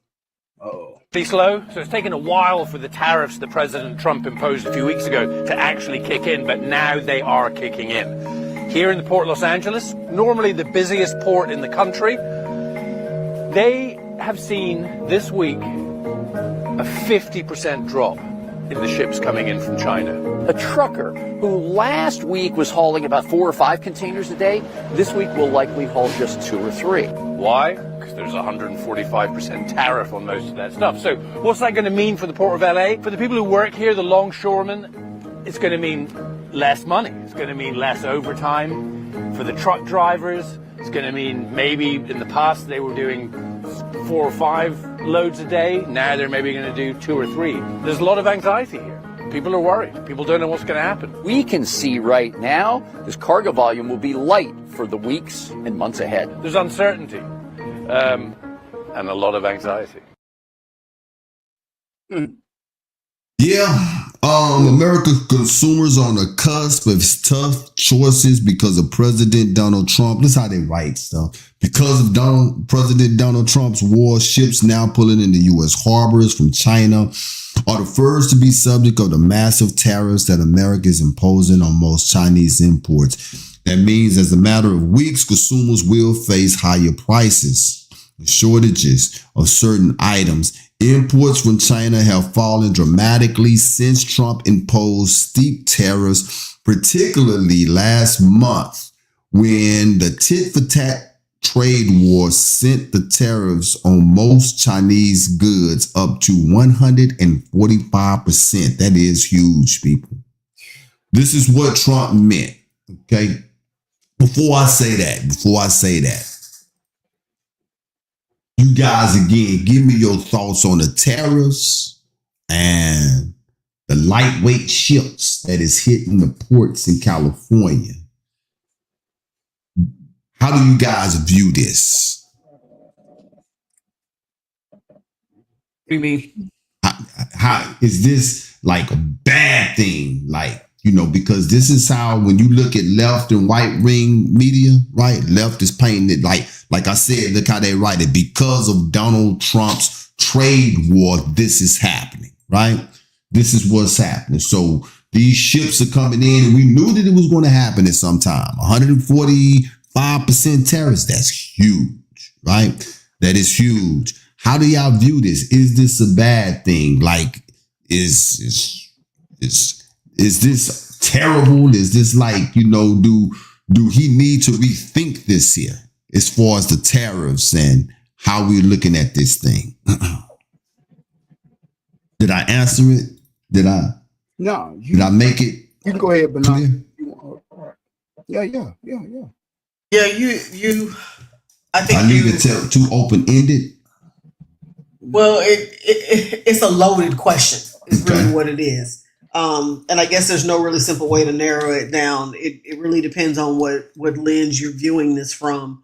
But That's why I asked your lens. But yeah, understood. I'm just saying from all kinds of perspectives, it depends on the lens that you have that you're viewing it from. We've been talking about for years that the way this country was going and the way the economy was shifting, even before this, even way back during DVOC 91, even a little bit before that, this country has been shaping itself up to squeeze out the middle class. You only want the poor and the wealthy. Even though the middle class is what makes this country run, They ran the country off of poor people for years. Mm-hmm. Middle class was like a new era of economics for them, and they had to figure out. And it's taken them a while, but they had to figure out, what do we do with this middle class of people, because they make too much money to be poor. They don't make enough to be over here with the elite. While the wealthy may feel some sting of these tariffs, it's not going to hit them in the same way it's going to hit the middle class. Poor people, poor been poor. They're going to still get whatever they're going to get. They're not going to feel it in the same way, because they still purchase things and live in this country in a way that they don't feel it the same way the middle class does. In the middle class, like if you're poor, you are already cutting things out of your life that you don't necessarily need. You're only living off of basic goods. And this is not to say that they're not going to feel it at all. It just won't be the same way. The middle class, you're either going to be a middle class who gets pushed to the poor class, or you're going to be a middle class who rises to the occasion and goes with the more elite. But I believe there are going to be fewer of those folks, and there will be people pushed to the lower classes. You can make poor people do pretty much whatever you want them to do, so long as you continue to take care of them. Just come on, you know what I mean? And this is not to say anything negative about people who don't have the right finances or enough money, because life has happened, and it has happened to all of us. But when you're in a position where you don't really have the financial means to fight for yourself or to do certain things, you're almost willing to accept whatever is given to you, right?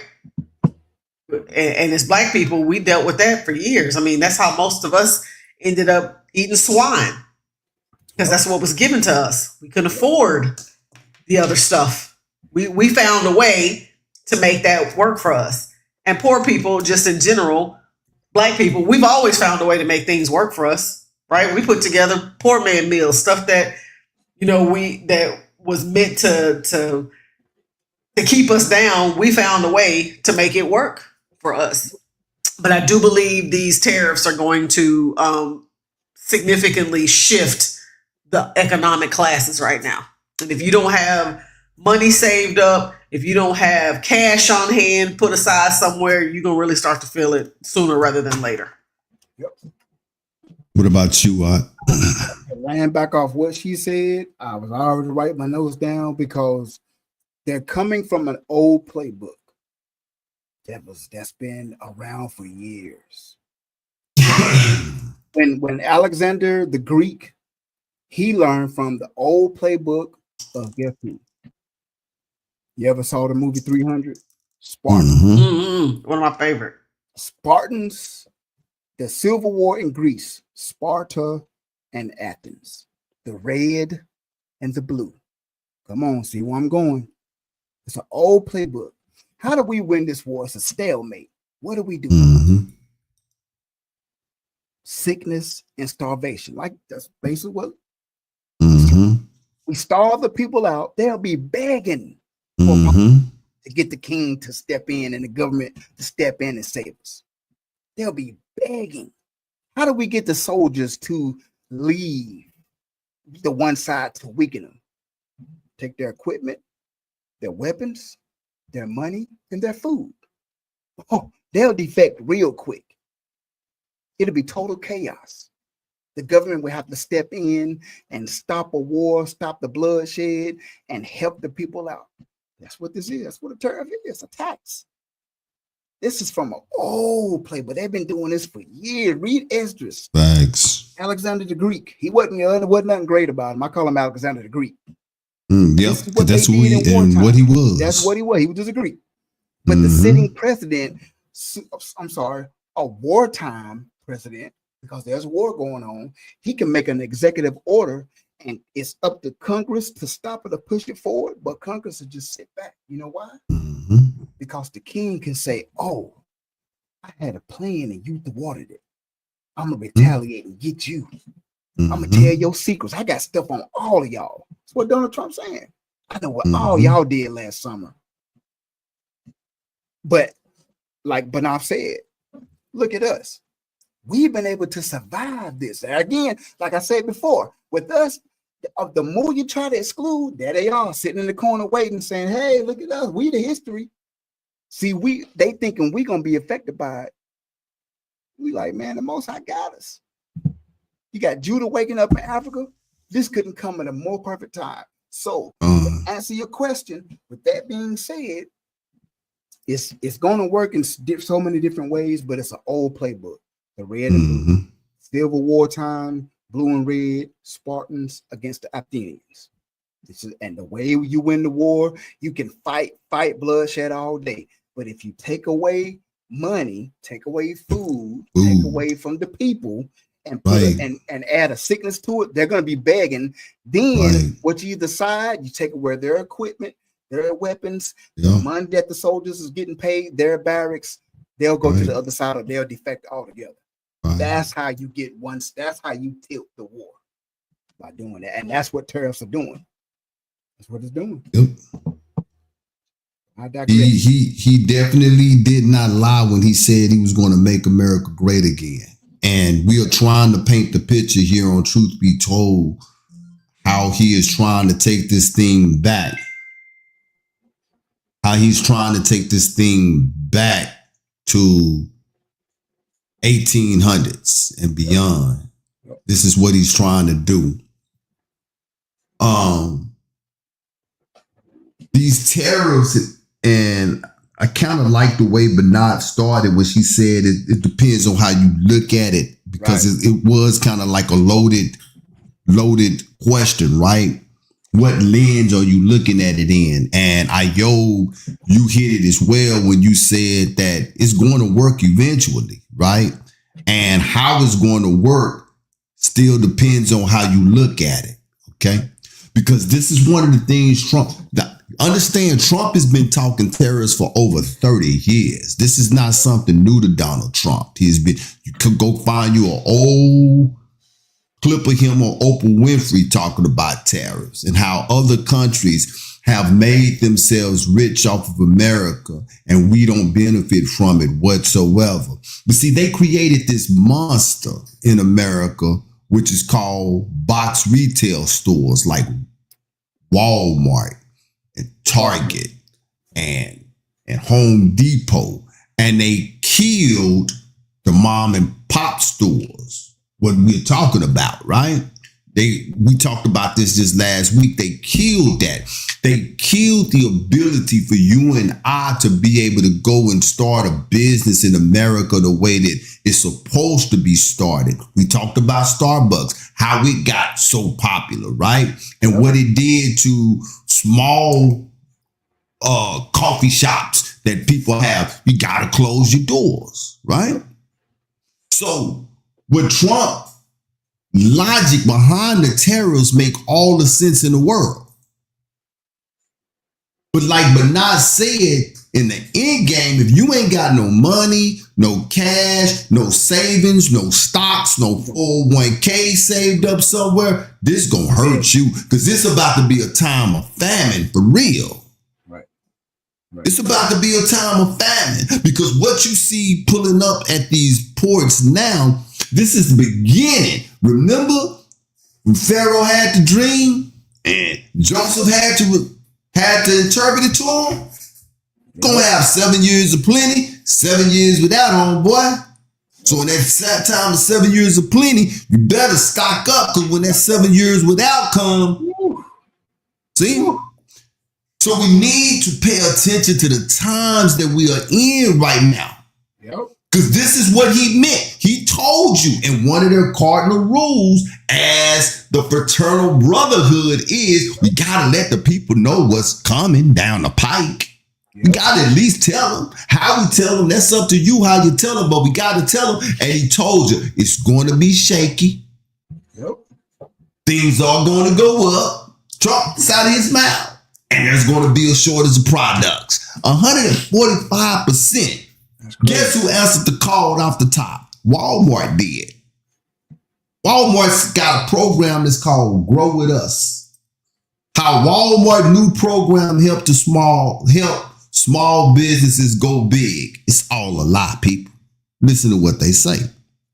Building on a legacy of Sam Walton established over 40 years ago, Walmart is expanding support for American-made products through new programs like Grow With Us, providing small businesses with new tools and paths for success. With Grow With Us and the upcoming 2025 open call, Walmart is making it easier for U.S.-based entrepreneurs to navigate the complexities of retail and bring their products to a national stage. Did we not just talk about last week? What products do America make? So with Walmart, essentially what they're saying here is that they're going to start getting behind American-made products. Was this made in America? It's a USB cord. This paper towel probably wasn't even made in America if I go inspect the package long enough and hard enough. So this is how this tariff works. This is why these ships are so light. Me and Bernard was talking about it. Walmart, Target, Home Depot, and et cetera, they pay the tariffs. Right? Yep. Now, if it's 145% tariff on China, that order that they normally give to China for this many of this and that many of that and this many of this, they ain't finna do it. Why? Because they know that they gotta raise the price so high that they ain't gonna be able to move it. It's just like, look at the dope game, people. Yeah. You ain't finna buy more dope than you can move. Right. Right. Because you'll eventually. That's why these ships. Right. If you buy more dope than you can move, guess who you gotta, the taxes on you, but you gotta recoup the money. Now, crackheads are gonna be like, man, that was $20 last week. Well, it's 120 now. There you go. And guess what? Like you just said, you ain't gonna move it. You ain't gonna move it. You're gonna be stuck with it. So you're not gonna put in that. Yeah, they subject to go to rehab now. Right. Right. You know what I'm saying? Exactly. They said to go to rehab. Like, I'm good. I'm done with it.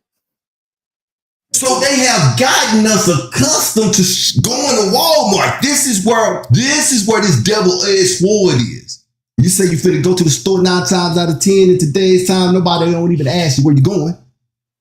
They know you finna go to Walmart. And Walmart ain't putting in the orders like they used to. And you go up to Walmart and they ain't got it no more. That's where the famine finna start happening at, baby.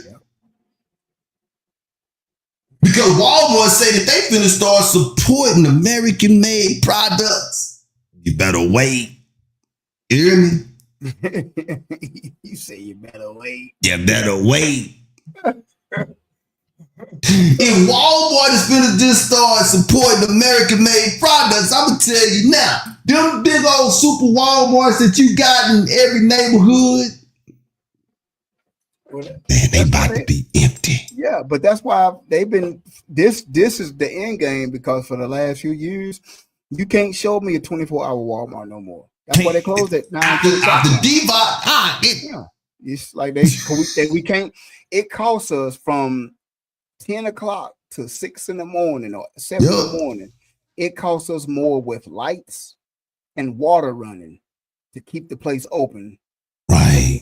Opposed to the profit we make. So now, but how convenient was it though? Right, it was convenient. You can go in there at 1 o'clock in the morning, hardly nobody in there, get all the stuff you need, be in and out 30 minutes. You got everything you got, and you spend $100. You got everything you may need for the weekend. But now, you just think now with the shelves empty, ain't nobody gonna be in there. Nobody gonna be up in there. What we've been saying for the longest, Walmart ain't nothing but big old FEMA camps. That's what we've been saying for the longest. That's all it is. They stop putting product in there, you gonna start seeing it. Every time I go in Walmart, y'all might think I'm lying, or might think I'm crazy, or both. I always picture in my head cages up in that joke, because that ain't nothing but a big old warehouse. Yeah, that's all it is. A big old warehouse for product in it. That's all it is, a big warehouse. Yeah, man. So, these tariffs, we better take note of this, man. 145%, that is huge. One of the ladies I work with, so she owns a pet grooming business, and she gets her product from overseas. She said it cost her and her husband about $80,000 to get their product. That's regular. How much? 80,000 for like a whole 4 months. They get everything. Right. They sell it. They make their profit back. She still work at the job we work at, but they make their profit and they pay. Do you know with the 145% tariff? Do you know what that 80,000 turned into? I'm curious. $233,000. She said that. She said, so once we sell the product, she was like, T, that's it. We're done. Ain't got no profit. I was like, well, what do you mean? She was like, we're going to have to close down. Yeah. And I'll be working this job. He's going to have to go get another job. I'm going to get another job. I was like, wait, what? She said, we'll get the invoice for $233,000, which we cannot. She like, we have nowhere near that. Mm-hmm. So like you said, we won't be getting the invoice because we're going to tell them, kill the order. Mm-hmm. I said, so what are you doing in the meantime? She said, once the dog brushes and dog food, once that's off the shelves, we close down. We done. Like, wow. I was like, just like that. She said, just like that. Been running for like 8 or 9 years. Just like that. We done. So I think I briefly mentioned this. I can't remember if I just shared it with you, Sheer, or if I shared it on the show. You sound so bad. Go ahead. Oh, I don't know. I sounded bad. One of the other things that came with this tariff is the ships, the vessels that are built.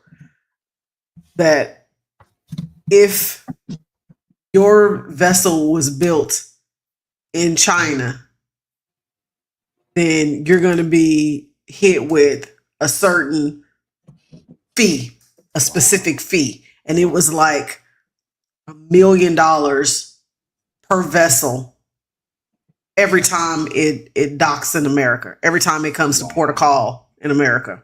Wow. Right? The problem with that is there is not one vessel that has been built in the U.S. Since when? Since before World War I. That's crazy. Not one. So that Which means that's meant even more every ships. single vessel That's crazy. was going to be taxed, right? So depending on what companies went and stated their case, some of them were able to get those penalties removed. They were able to speak well enough about the company and how it was going to negatively impact the company, so that those fees and those taxes did not negatively impact, because there were going to be a lot of companies that had to shut down. It would have bankrupted them within a matter of months. It's a diabolical plan, man. Yeah, because I know for a fact that there is one company in particular that has vessels that dock in at a specific port 540 times. Wow. You do the math on that. Do the math. You do the math. That's a diabolical plan. That's over why I $500 million. Yeah, that's why I said when we first started talking about these tariffs, I was saying tariffs, 80 years ago, 90 years ago would have been great, and it would have saved America. Man, we probably have businesses nowadays. You know what I'm saying? Think about all of the people that are seamstress, that sew, that can make clothes and stuff, man. That people that we know, winemakers. You dig what I'm saying? I mean, all types of stuff, but we cannot build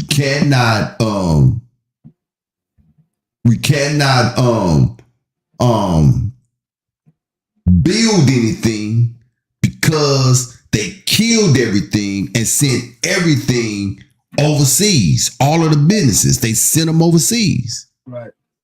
And got us hooked on these government-made businesses. I don't care, Sam, Walmart, or whatever. That's a government business, man. Yep. Delta. Feds. That's exactly what it is. Feds. See? They got the money to be able to pay these things, but they're going to choose not to. Why? Because like y'all said, to starve us out. We got 8 minutes, man. We got to talk about this one. We're not going to get to Abraham, but we got to talk about this next one, man. Yeah, we got to talk about this next one before we get out of here. Go ahead, but not.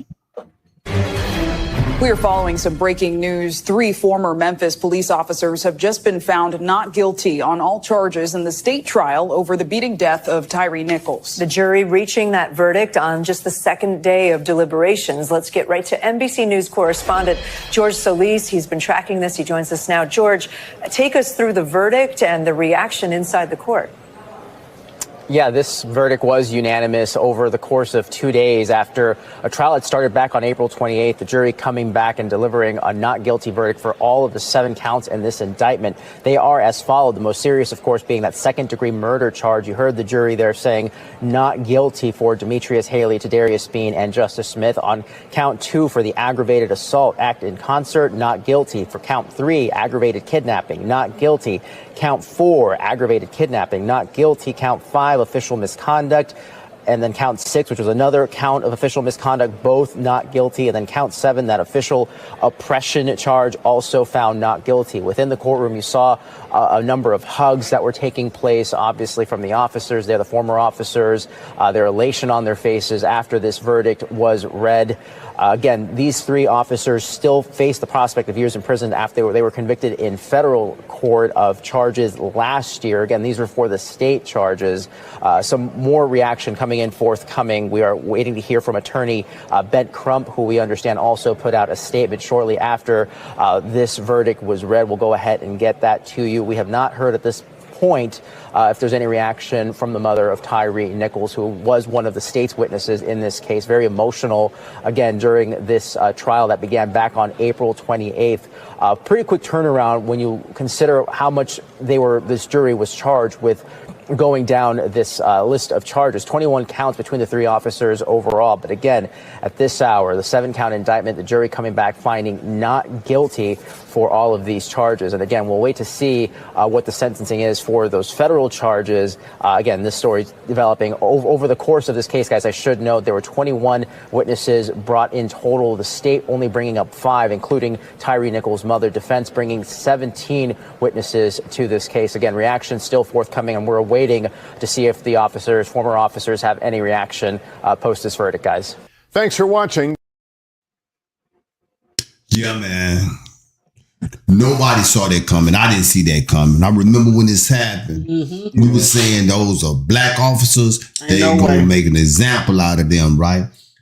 But this the thing. We've been talking about state and fed, right? They were found guilty on the federal level.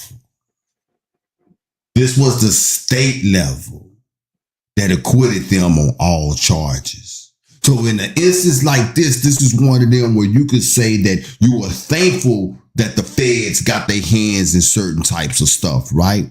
Because if it wasn't for the federal level, those monsters would have walked for real.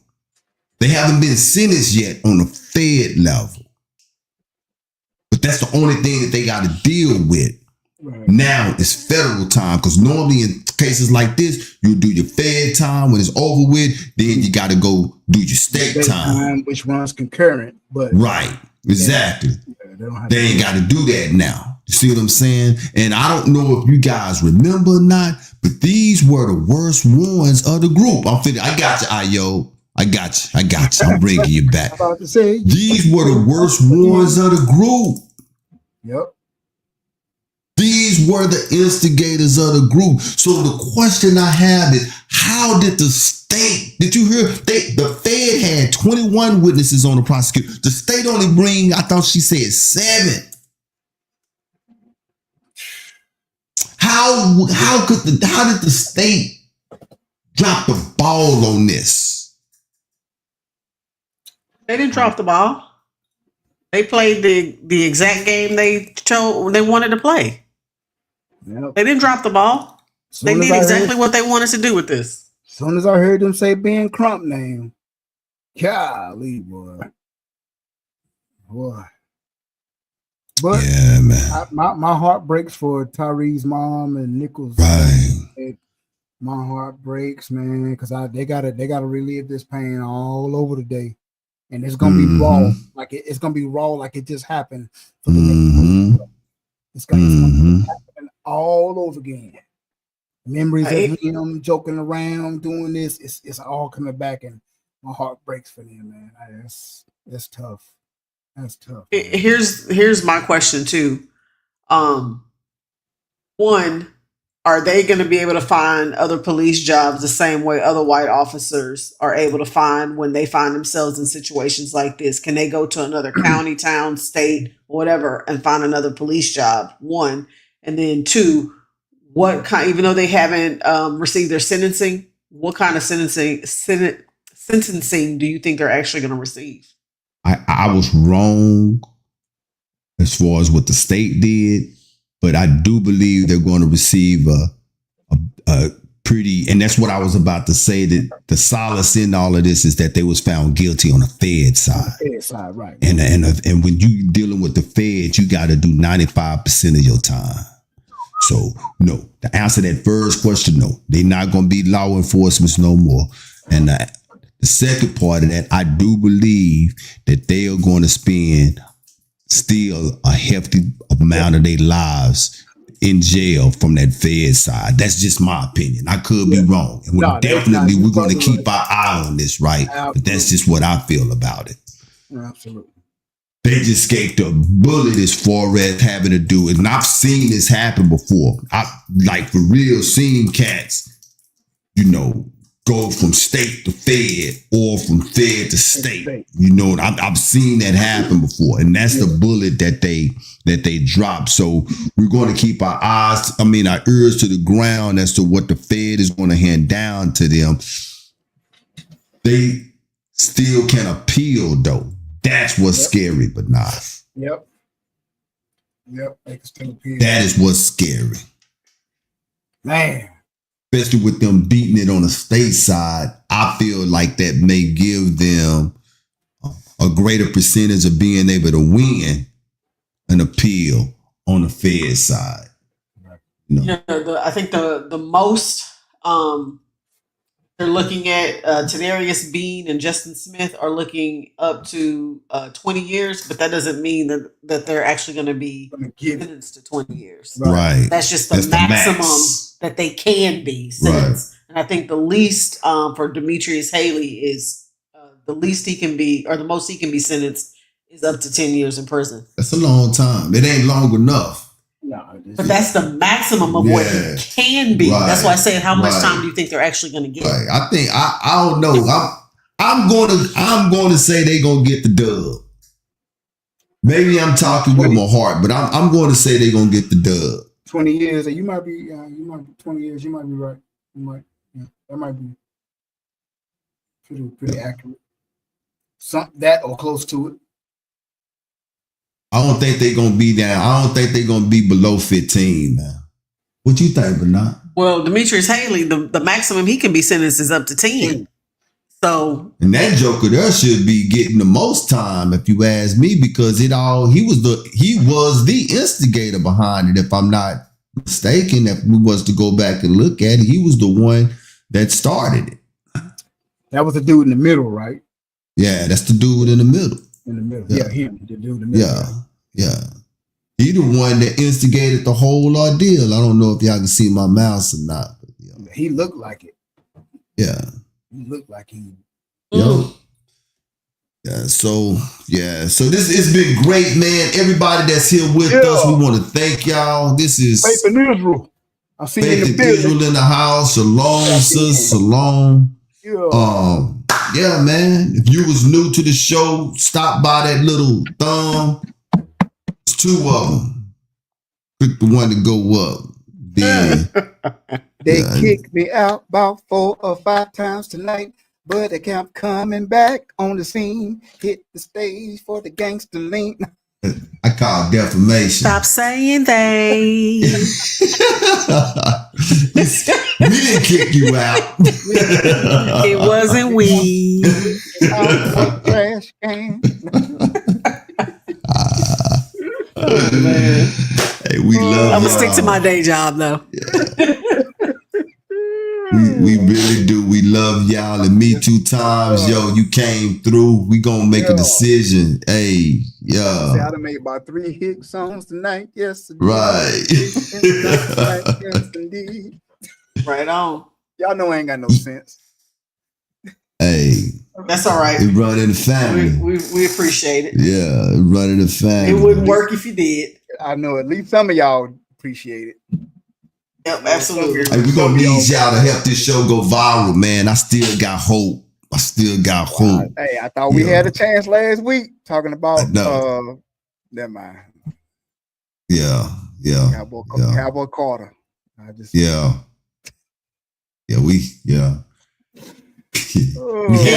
We have our moments, don't we? Again, who is we? I warned you. I warned you. Don't do it. Don't do it. What did Tonto say to Lone Ranger when they got caught by the Indians? Lone Ranger was like, Tonto, look like we've been caught. Tonto turned, he looked at the Indians and looked at Lone Ranger. What do you mean we, white man? We. I ain't seen that episode. I'm gonna have to go find out. He just put his head down. I was like, dang, Tonto done turned. What do you mean we, white man? What do you mean we, white man? As much as we would like to stay here and chat with y'all for the rest of the night. Yeah, I gotta eat.